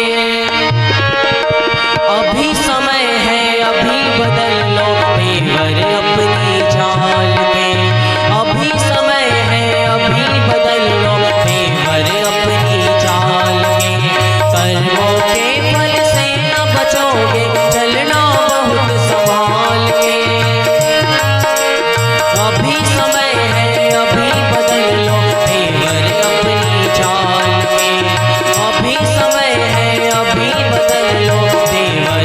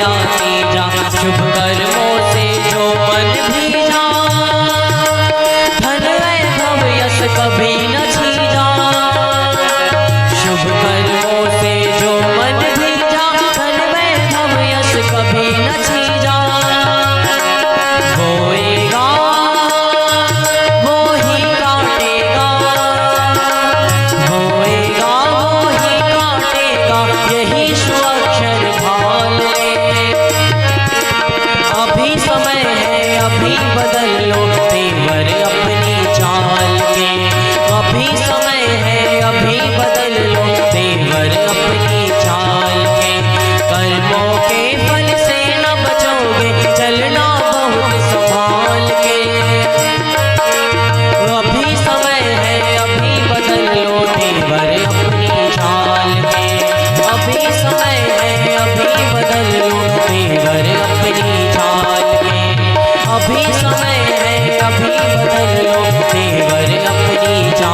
के, तेवर अपनी चाल में, तेवर अपनी चाल में, तेवर अपनी चाल में, तेवर अपनी चाल के। बोलिए पावन प्रज्ञा पुराण की जय। बहनों भाइयों, जो हम यज्ञ करते हैं यज्ञ हमको सत्कर्म करने की प्रेरणा देता है, क्योंकि कर्म का विधान विचित्र है। परम पूज्य गुरुदेव ने एक पुस्तक लिखी है गहना कर्मणो गति। कर्म की गति बड़ी गहन होती है। जब दशरथ जी का मरण हो गया और भरत जी को बुलाया गया, भरत जी ने पूरे संस्कार संपन्न कराए, राम सीता लक्ष्मण जी का वनवास हो गया, तो जब पूरा कार्यक्रम संपन्न हो गया तो भरत जी ने बड़े प्रेम से वशिष्ठ जी से पूछा। वशिष्ठ जी से क्या कहा? वशिष्ठ जी से बोले, ऋषिवर आप तो ज्ञानी हैं, तपस्वी हैं, आखिर ये बताइए स्थिति हमारे परिवार में क्यों हुई? पिता का मरण हो गया और राम का सीता का भाई लक्ष्मण का वनगमन हो गया, ये कौन सा बात है? तो वशिष्ठ जी बड़े भाव से कहते हैं, सुनहु भरत भाभी प्रबल। वशिष्ठ जी समझा रहे हैं भरत को, सुनहु भरत भाभी प्रबल, विलख कहो मुनिनाथ, ओ हानि लाभ जीवन मरण, जैसे अप जस विधि हाथ। ये जो भी होता है भगवान के हाथ होता है, कोई अपने हाथ में नहीं होता है, लेकिन कर्म अपने हाथ में होता है, फल भगवान के हाथ में होता है। अवश्य भोक्तव्यम कृतम कर्म शुभ शुभम। जो मनुष्य अपने जीवन में शुभ शुभ कर्म करता है उसका फल वो स्वयं भोगता है। नहीं को कर सुख दुख कर दाता, और निज कृत कर्म भोग सब भ्राता। कोई किसी के सुख दुख का साथी नहीं होता है, सभी अपने अपने कर्म का फल भोगते। बोया पेड़ बबूल का आम कहाँ से खाए। हम सोचते हैं कि हम पेड़ बबूल का बीजा बोएंगे और आम खाने को मिलेगा, नहीं मिलेगा। भगवान कृष्ण ने कहा ये शरीर खेत है। शरीर क्या है? ये शरीर जो मिला हुआ है ये खेत है, और इसके अंदर बीज क्या है? कर्म रूपी बीज है। ये कर्म रूपी बीज शरीर रूपी खेत में बोए जाते हैं, पर वैसे ही शरीर में से ही वो फल के रूप में काटे जाते हैं। भगवान कुछ ने अपने हाथ में, फल भगवान अपने हाथ में रखता है। कर्म के लिए मनुष्य को स्वतंत्र किया है। भाव मने करे सो जो मन में भाई सो करे, कोई उस पर प्रतिबंध नहीं, चाहे अच्छा करे चाहे आदमी बुरा करे। लेकिन बहनों भाइयों, जो जैसा करता है सो वैसा पाता है। भगवान कृष्ण ने गीता में लिखा है, कर्मण्डे वाद करस्ते माँ फल कदाचन, माँ कल में फल उल्टो घूमाते संगोस्तु कर्मणि। कर्म किए जा, फल की इच्छा मत कर रहे इंसान, और जैसा कर्म करेगा वैसा फल देगा भगवान। इसलिए हमें कर्म करने में अधिकार है। इसलिए यज्ञ के माध्यम से कहा जाता है सदकर्म करना, क्योंकि सदकर्म की खेती हमारे साथ जाएगी। किसी के साथ संसार में कुछ नहीं जाता, खाली हाथ आदमी आता है और खाली हाथ चला जाता है। एक बार गुरु नानक जी थे, गुरु नानक जी के पास एक नगर में गए, वहाँ एक सेठ जी आए। सेठ जी के पास बहुत पैसा था, धन संपत्ति थी, परिवार भी भरा पूरा था, लेकिन सुख शांति नहीं थी। तो गुरु नानक से प्रार्थना की, गुरुदेव हमारे पास सब कुछ है आपके आशीर्वाद से, लेकिन चैन सुख शांति नहीं है, परिवार में कलह और विद्वेष बना रहता है, खींचातानी बनी रहती, छोटे बड़े का भेदभाव रहता है, कहीं ये चाहिए, हम परेशान रहते हैं। तो उन्होंने कहा, संत सेठ जी आप एक काम करिएगा, क्योंकि हमारी उम्र ज़्यादा हो गई तो हम संसार से पहले विदा हो जाएंगे और आप बाद में आएंगे। एक हम आपको सुई दे रहे हैं, तो आप ये सुई जब वहाँ हमें मिले तो आप वहाँ दे दीजिएगा। अरे बोले महाराज कैसी बात कर रहे हैं? बोले क्यों? बोले ना तो पहली बात तो मिलना नहीं होगा, और दूसरी बात हम सुई कैसे लेके जाएंगे? तो जब आदमी सुई भी नहीं ले जा सकता है तो फिर आदमी को इतनी अकल होनी चाहिए कि बेईमानी से कमा रहा है, मिलावट से कमा रहा है, घूसखोरी से कमा रहा है, रिश्वतखोरी से कमा रहा है। अरे खाली हाथ आया था, खाली हाथ जाना। जो कर्म किया है वो यही मिलेगा। बहनों भाइयों, उस कर्म में भगवान कृष्ण भी नहीं बचे, भगवान राम भी नहीं बचे। भगवान राम ने जब बाली को मारा तो बाली ने प्रश्न किया, भगवान राम ने पेड़ से आड़ में मारा था। पेड़ की आड़ में क्यों मारा था? पेड़ की आड़ में होकर के इसलिए मारा था क्योंकि बाली को वरदान था जो सामने लड़ाई लड़ेगा उसकी आधी शक्ति सामने वाले के पास आ जाती तो हार जाता, इसलिए उसका भाई सुग्रीव भाग गया था। तो इसलिए भगवान राम ने पेड़ की आड़ में मारा, और जैसे ही रावण मारा तो अधमरा हुआ, घायल हुआ। तो उसने राम से कहा, मैं बैरी सुग्रीव प्यारा, वो कारण कौन रात में मारा? मैं तो सुग्रीव का बैरी था, दुश्मन था, आपने मुझे किस कारण मारा? तो भगवान ने कितना सुंदर उत्तर दिया, अनुज बधू भगनी सुत नारी, और ये सठ कन्या समय चारी, इन्हीं कुदृष्टि बिलो कह जोई, और ताहे बधे कछु पाप न होई। भगवान ने उत्तर दे दिया, निरुत्तर हो गया तो क्षमा प्रार्थना मांगी। बोले प्रभु बस ये अंगद को आप अपने साथ ले लीजिए और हमें मुक्ति दे दीजिए, और भगवान से प्रार्थना राम राम कहते उसको मुक्ति मिलेगी। लेकिन भगवान ने कहा कि हमने तुम्हें ओट में रह करके मारा है, इसका प्रतिफल हमें भी भोगना पड़ा। और बहन भाई जो भगवान कृष्ण के रूप में आए तो भगवान जब पूरा सब लीला समाप्त हो गई, भगवान एक कदम के पेड़ के नीचे लेटे, और लेटने के बाद भगवान पद्मासन में लेटे तो उनके पैर में पद्म था, वो बाली बहेलिया बना और राम कृष्ण बने। और जब लेटे तो बहेलिया ने देखा दूर से कि ये कोई मृग है, मृग की आंख दिखाई दे रही है, और तत्काल उन्हें बाण मारा और भगवान अपना परम पद को जाने लगे। बहेलिया ने अपनी शिकार समझ करके दौड़ा, देखा भगवान ने तो क्षमा मांगी। बोले बाल तुम्हारा दोष नहीं बहेलिया। बोले क्यों?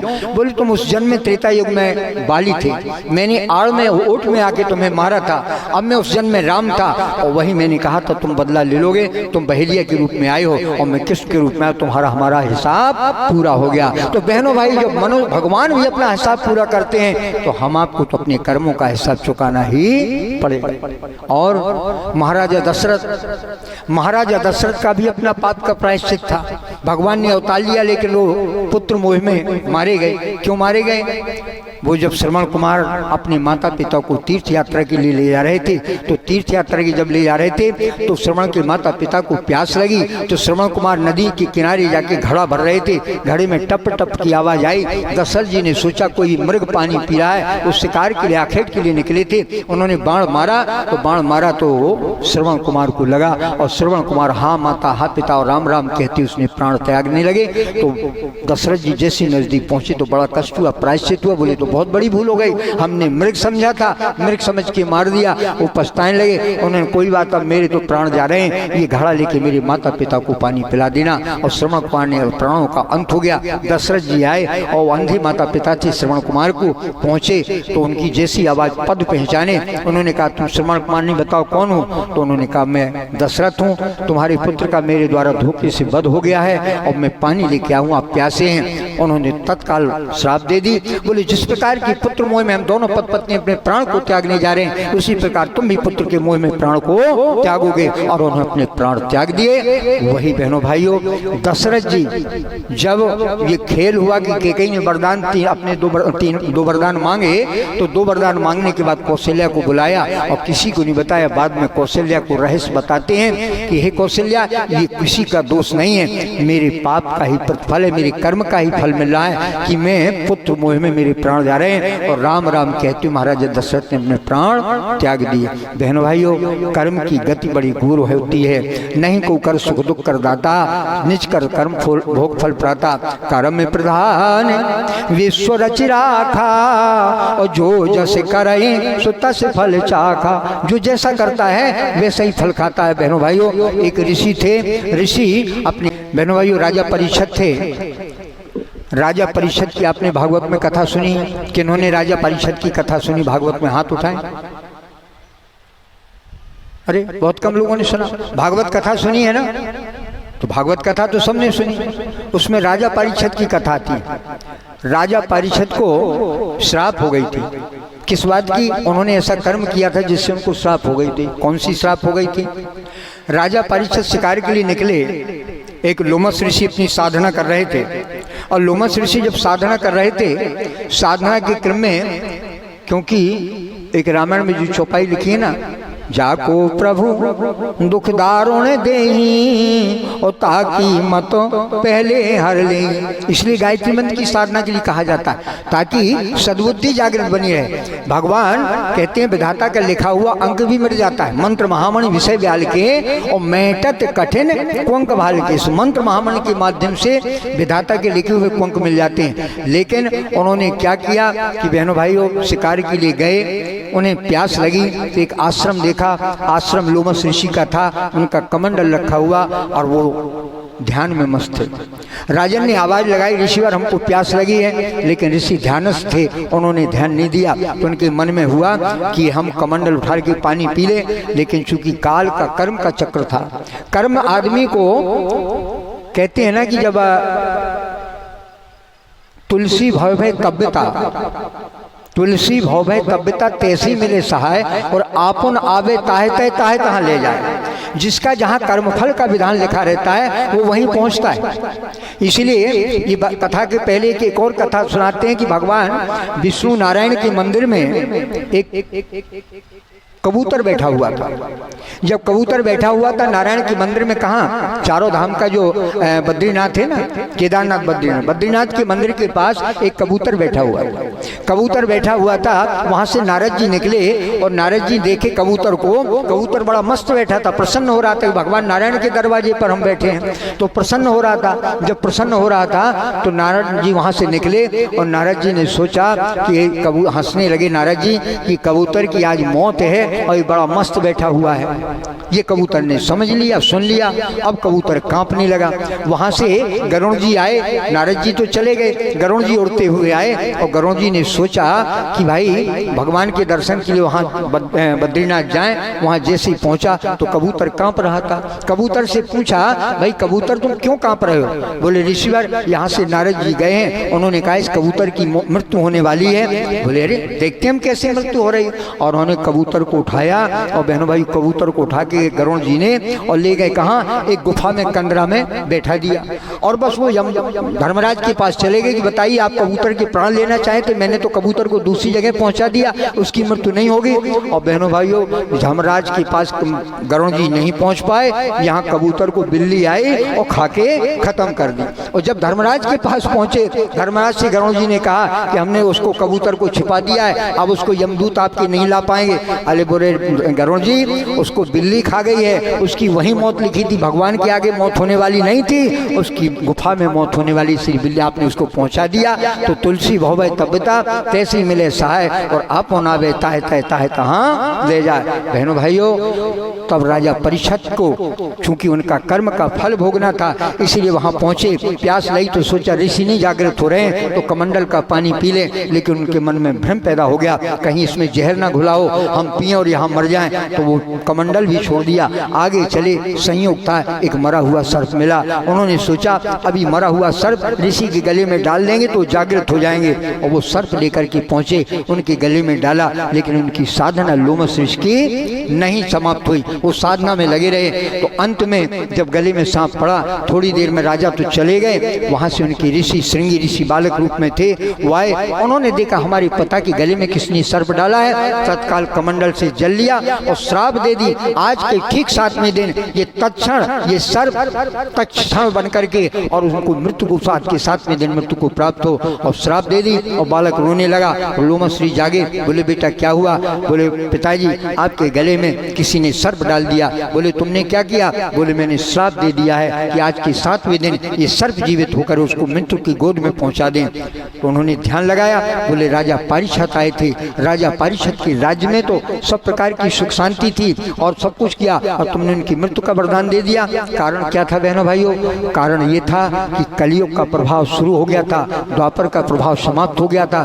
तो कलयुग ने वरदान मांगा था राजा परीक्षित से कि हमें रहने के लिए स्थान दिया जाए। तुमने कहा था जहाँ जुआ खेला जाता है, जहाँ शराब पी जाती है, जहाँ अनावश्यक नशीला किया जाता है, जहाँ गलत कार्य होते हैं, चोरी होती है, वहाँ तुम कलयुग वास कर लो। तो उन्होंने कहा मेरा इतने में वास नहीं होगा, मेरा परिवार बड़ा है। तो उन्होंने कहा ठीक है, जहाँ सोना चांदी धन संपत्ति भरी पड़ी है वहाँ वास कर लो। तो उनकी मस्तिष्क में सोने का मुकुट पहने थे, वो कलयुग मस्तिष्क में बैठ गया, उनको बुद्धि घूम गई। प्रजा को प्रभु दुख धारण देही ताकि मत पहले हल, इसलिए उनकी बुद्धि घूम गई। और राजा परीक्षित ने अभिशाप किया और श्राप लगी। 7वें दिन कर्म के अनुसार उनकी 7वें दिन श्रीमद् भागवत की कथा सुनी और 7वें दिन वही सर्प आया। बहुत विचार किया गया, लेकिन वो सर्प से मारे गए, राजा परीक्षित की मृत्यु हो गई। बहनों भाइयों कर्मों का विधान होता है। अगला ये संक्षिप्त में एक महत्वपूर्ण कथा, सत्य कथा है। एक संत ऋषि साधना कर रहे थे, लेकिन एक कसाई गाय लेके जा रहा था और गाय अपने प्राण बचा के भाग रही थी, कसाई की जीवन रक्षा के लिए भाग रही थी।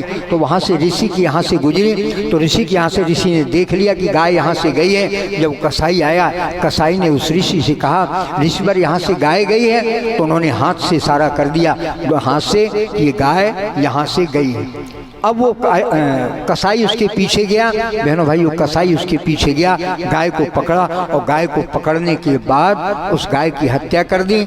आने वाला समय आया तो समय होने के बाद समय चक्र पलटा, वो कसाई क्या बन गया? कसाई राजकुमार बना, गाय एक राजकुमारी बनी और ऋषि क्या बना? ऋषि एक राजा के यहाँ पुजारी बने, जो उनके घर में मंदिर था और मंदिर था, पुजारी बने। बहनों भाई, संयोग से क्या हुआ कि एक दिन चूंकि पूर्व जन्म के कर्म का फल सब कोई प्राप्त करता है, और ये आप निश्चित मानिए, गुरुदेव ने लिखा है, कोई माता बन के, कोई पिता बन के, कोई पुत्री बन के, कोई स्त्री बन के, कोई पुत्र बन के जो संसार में आते हैं, एक दूसरे का ऋण चुकाने के लिए आते हैं। जन्म जन्मांतरों का संबंध होता है। अच्छा पुत्र पुत्री बन के आते हैं तो हमारे साथ कुछ देने के लिए, चुकाने के लिए आते हैं। कुछ नालायक निकल के जाते हैं, परेशान करते हैं, धन संपत्ति बर्बाद करते हैं, तो अपने पूर्व जन्म का ऋण लेने के लिए आते हैं। इसलिए वो राजा के यहाँ वो राजकुमार का जन्म हुआ, और एक राजा के यहाँ उस राजकुमारी जो गाय थी राजकुमारी के रूप में जन्म हुआ, और यहाँ उस कसाई का राजकुमार के रूप में जन्म हुआ।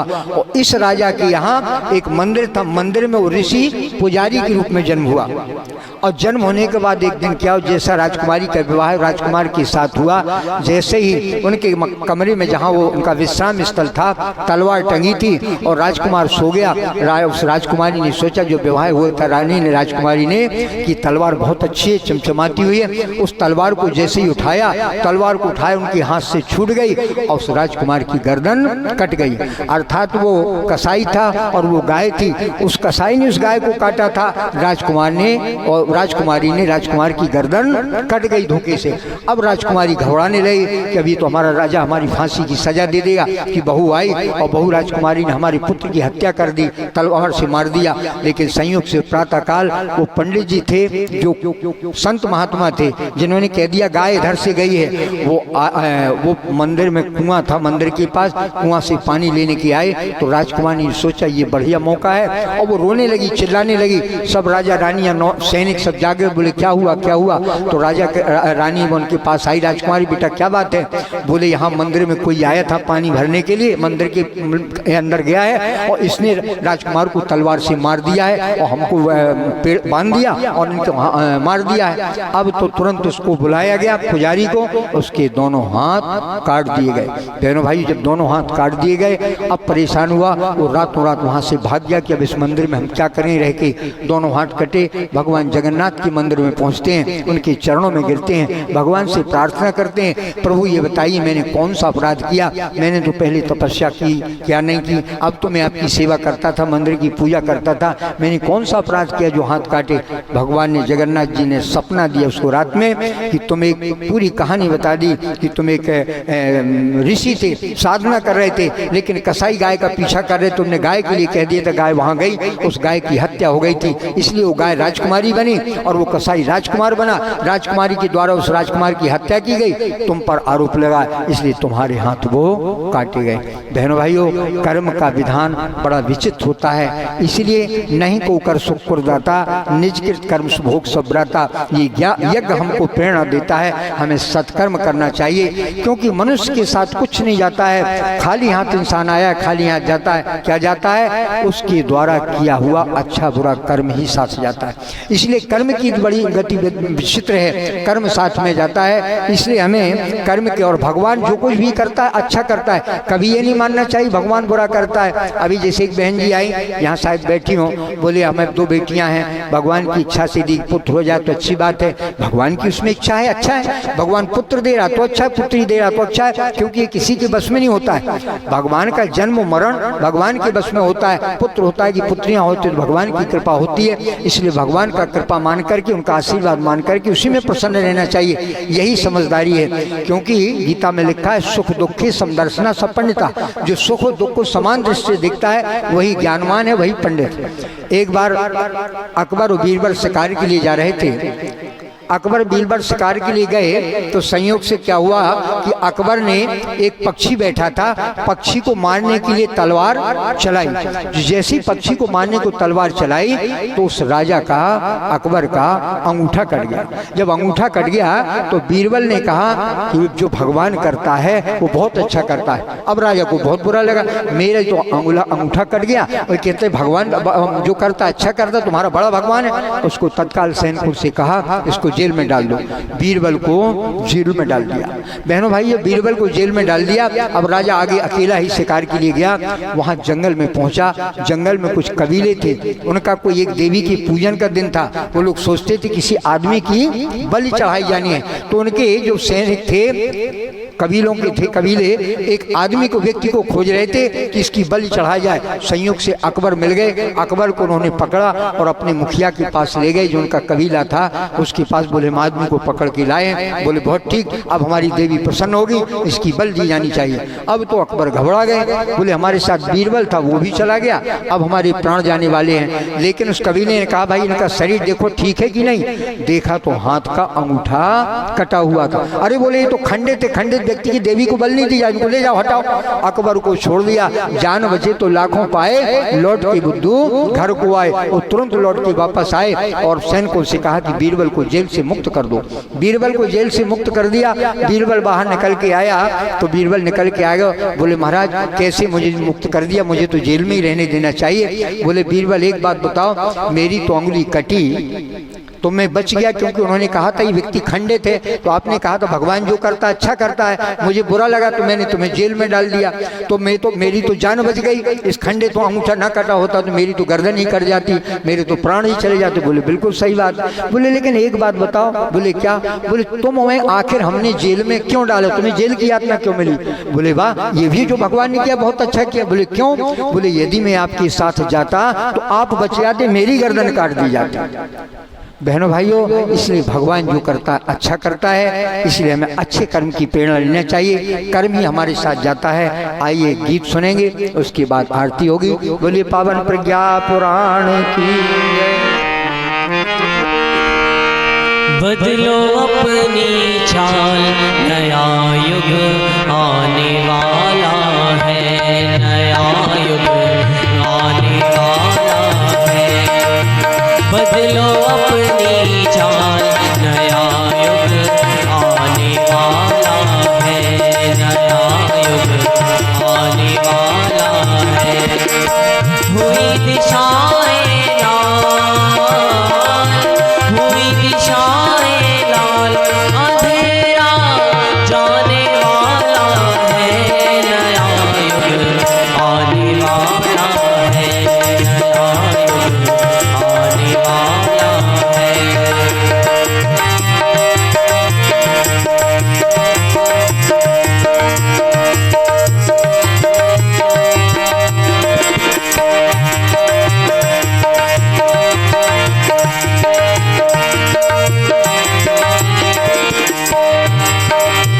जागे और जगाए अब भी, सोना है नादानी।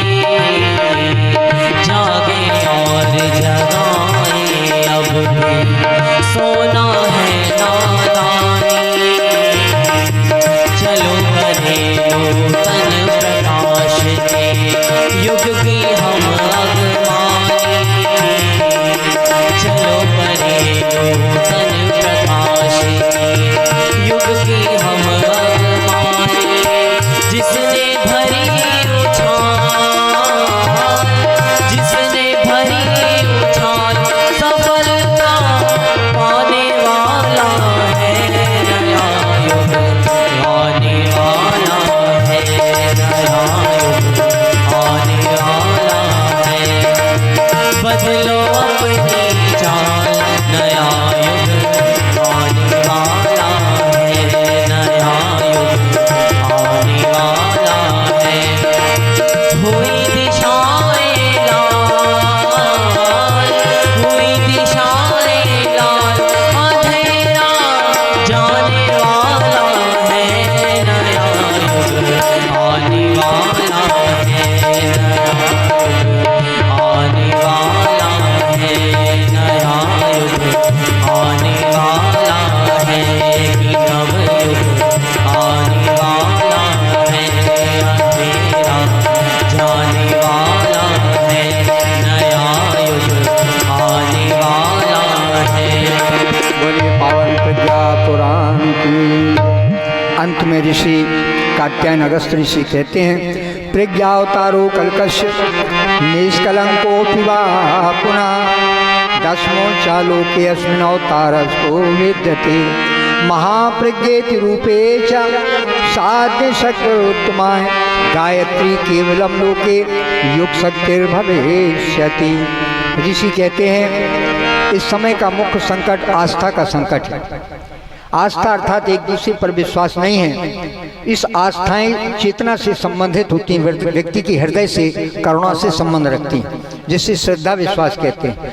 तो करुणा हृदय से संबंध रखती हैं। अतः इस अवतार का प्रधान कार्य व्यक्ति की सोई हुई चेतना को जगाना है, उसकी दुर्बुद्धि को हटा करके सद्बुद्धि का जागरण है। इस अवतार का प्रधान कार्य व्यक्ति की चेतना को जगाना है। इस प्रज्ञावतार को गायत्री मंत्र के रूप से जाना जा सकता है, क्योंकि इस महामंत्र में व्यक्ति का चरित्र निर्माण करने की क्षमता है। इसमें प्रज्ञा तथा प्रखरता दोनों वस्तु में विद्यमान है। अज्ञान रूपी अंधकार का निराकरण होगा तथा नवयुग के उज्जवल भविष्य का शुभारंभ इसी आदिशक्ति वेदमाता देवमाता गायत्री महाप्रज्ञा के द्वारा होगा, यह सुनिश्चित है। यही वेदमाता मानव में देवत्व का निर्माण करने के कारण देवमाता कही जाती है। और जब ये मनुष्य मात्र को देवत्व से पूर्ण बना देगी तो ये विश्व माता परासीन हो जाएगी। इसी प्रकार बहनों भाइयों, हे साधकों, यह प्रज्ञा योग है, ये सुप्रभात है। इसलिए महाकाल के साथ आप श्रेष्ठ कर्म, अच्छे कर्म करते हुए, गायत्री की साधना करते हुए, स्वाध्याय और सही में जीवन जीते हुए, अपने परिवार में संस्कारों की परंपरा को चलाते हुए आपके घर में सुख शांति और उज्जवल भविष्य का वातावरण बनेगा। ये महाकाल की पुकार है। बहनों भाइयों, इस महाकाल की पुकार को मान करके हमको उन्हीं के संदेशों को मानकर चलने का प्रयास करेंगे। ये सुनिश्चित मानिए, युग अवश्य बदलने वाला है। कुछ ही समय में सभी को आभास होगा कि हाँ, युग बदल रहा है। लोगों की भावनाओं में परिवर्तन हो रहा है, लोगों के परिवारों में परिवर्तन हो रहा है। हमारी आने वाली पीढ़ियां से संस्कारवान होने जा रहे हैं। अभी जिस परिवार में भाई साहब विष्णु जी के यहाँ रोके एक छोटा सा बालक आता है, उन्हीं के मझले भाई का पोता है, वो आता है, उन्होंने ऐसे सारा जैसे बंदर नहीं होता है, बंदर से कहा तो मदारी होता है, मदारी बंदर से कहता है भाई नाचने लगो तो नाचने लगता है, वो कहता है रस्सी पर चढ़ जाओ तो रस्सी पर चढ़ जाता है। तो उन्होंने कहा इन लोगों को, पंडित जी लोगों को प्रणाम करो। बहनों भाइयों, वो बालक ऐसे मस्तक हो गया, साष्टांग प्रणाम करने लगा और सभी के पास रहा। हमने कहा देखिए 21वीं सदी के ये देवी और देवता है। ऐसे ही हर घर में देवी देवता होंगे बहनों भाइयों, और घर में सुख शांति होगी। इसी के साथ यज्ञ रूपी सत्कर्म को हमें करना है, गायत्री रूपी सद्बुद्धि को धारण करना है, बच्चों के अंदर संस्कारों को जागृत करना है। और बहनों भाइयों, गुरुदेव का साहित्य घर घर जाए। सायंकाल कुछ और थोड़े से सूत्र बताएंगे कि हम सबको करना क्या है। दीप यज्ञ में 15-20 मिनट की और चर्चा होगी, जिसमें महत्वपूर्ण आपको सूत्र दिए जाएंगे। इसके बाद हम लोग दीप यज्ञ कराएंगे। इसी के साथ पावन प्रज्ञा पुराण को विराम देते हैं। बोले पावन प्रज्ञा पुराण की जय। देखिए अब आरती होगी, तो आरती के लिए सभी भाई बहन अपने अपने स्थान पर खड़े हो जाएंगे।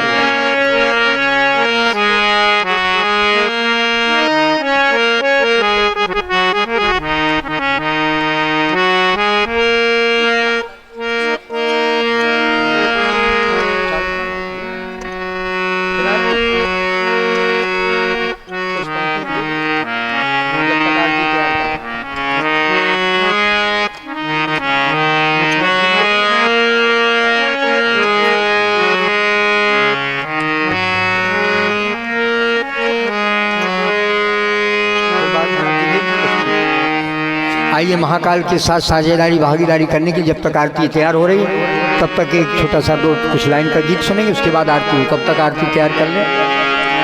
महाकाल की चली सवारी, चलो साथ हो जाए। महाकाल की चली सवारी, चलो साथ हो जाए। यह परिवर्तन की बेला है, युग परिवर्तन लाए। यह परिवर्तन की बेला है, युग परिवर्तन लाए। चलो साथ हो जाए, चलो साथ हो जाए।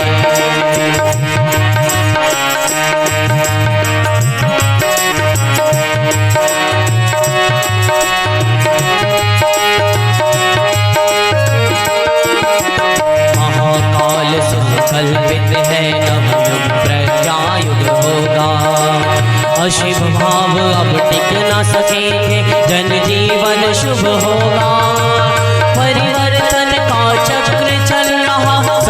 बदल जाएंगे, जो न बदल पाएंगे अपने आप कुचल जाएंगे, जो न बदल पाएंगे अपने आप कुचल जाएंगे। गूंज उठे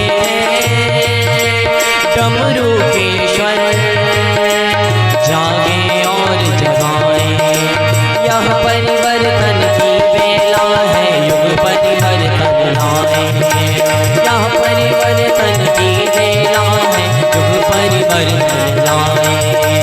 चलो साथ हो जाएंगे, चलो साथ हो जाए, जय जय महाकाल, जय जय महाकाल, जय जय महाकाल, जय जय महाकाल। बोलिए गाजीपति महाकाल की, पावन प्रज्ञा पुराण की।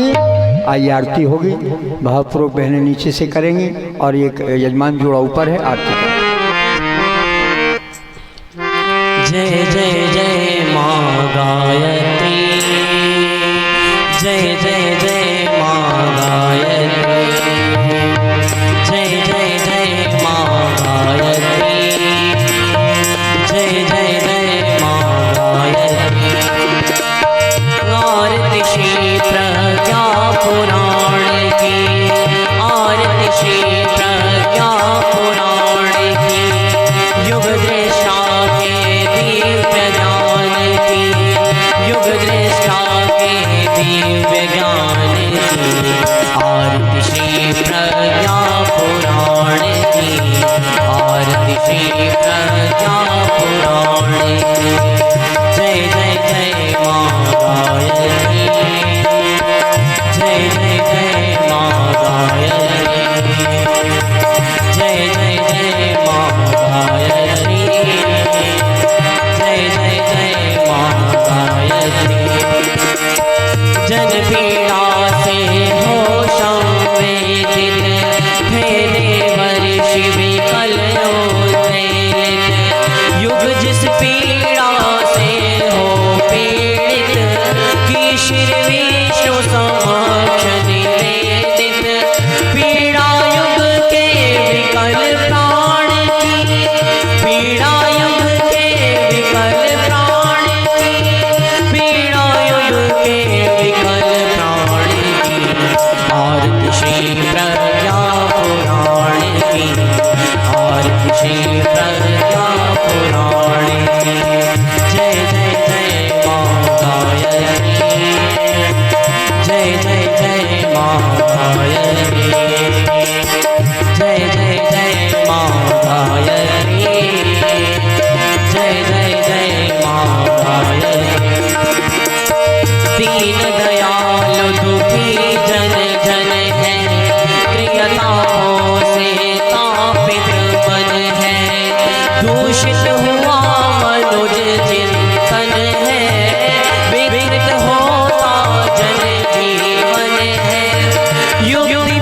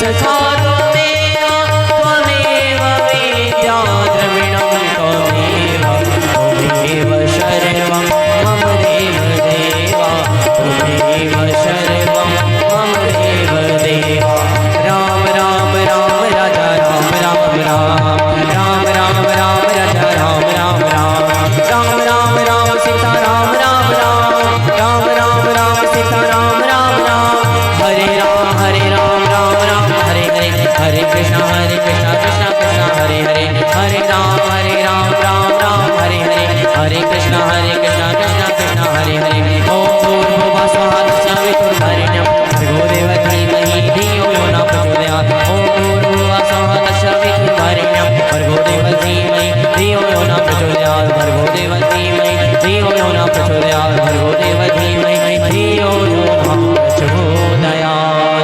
बोले गायत्री माता की जय, पावन प्रज्ञा पुराण की जय, युगाधिपति महाकाल की जय।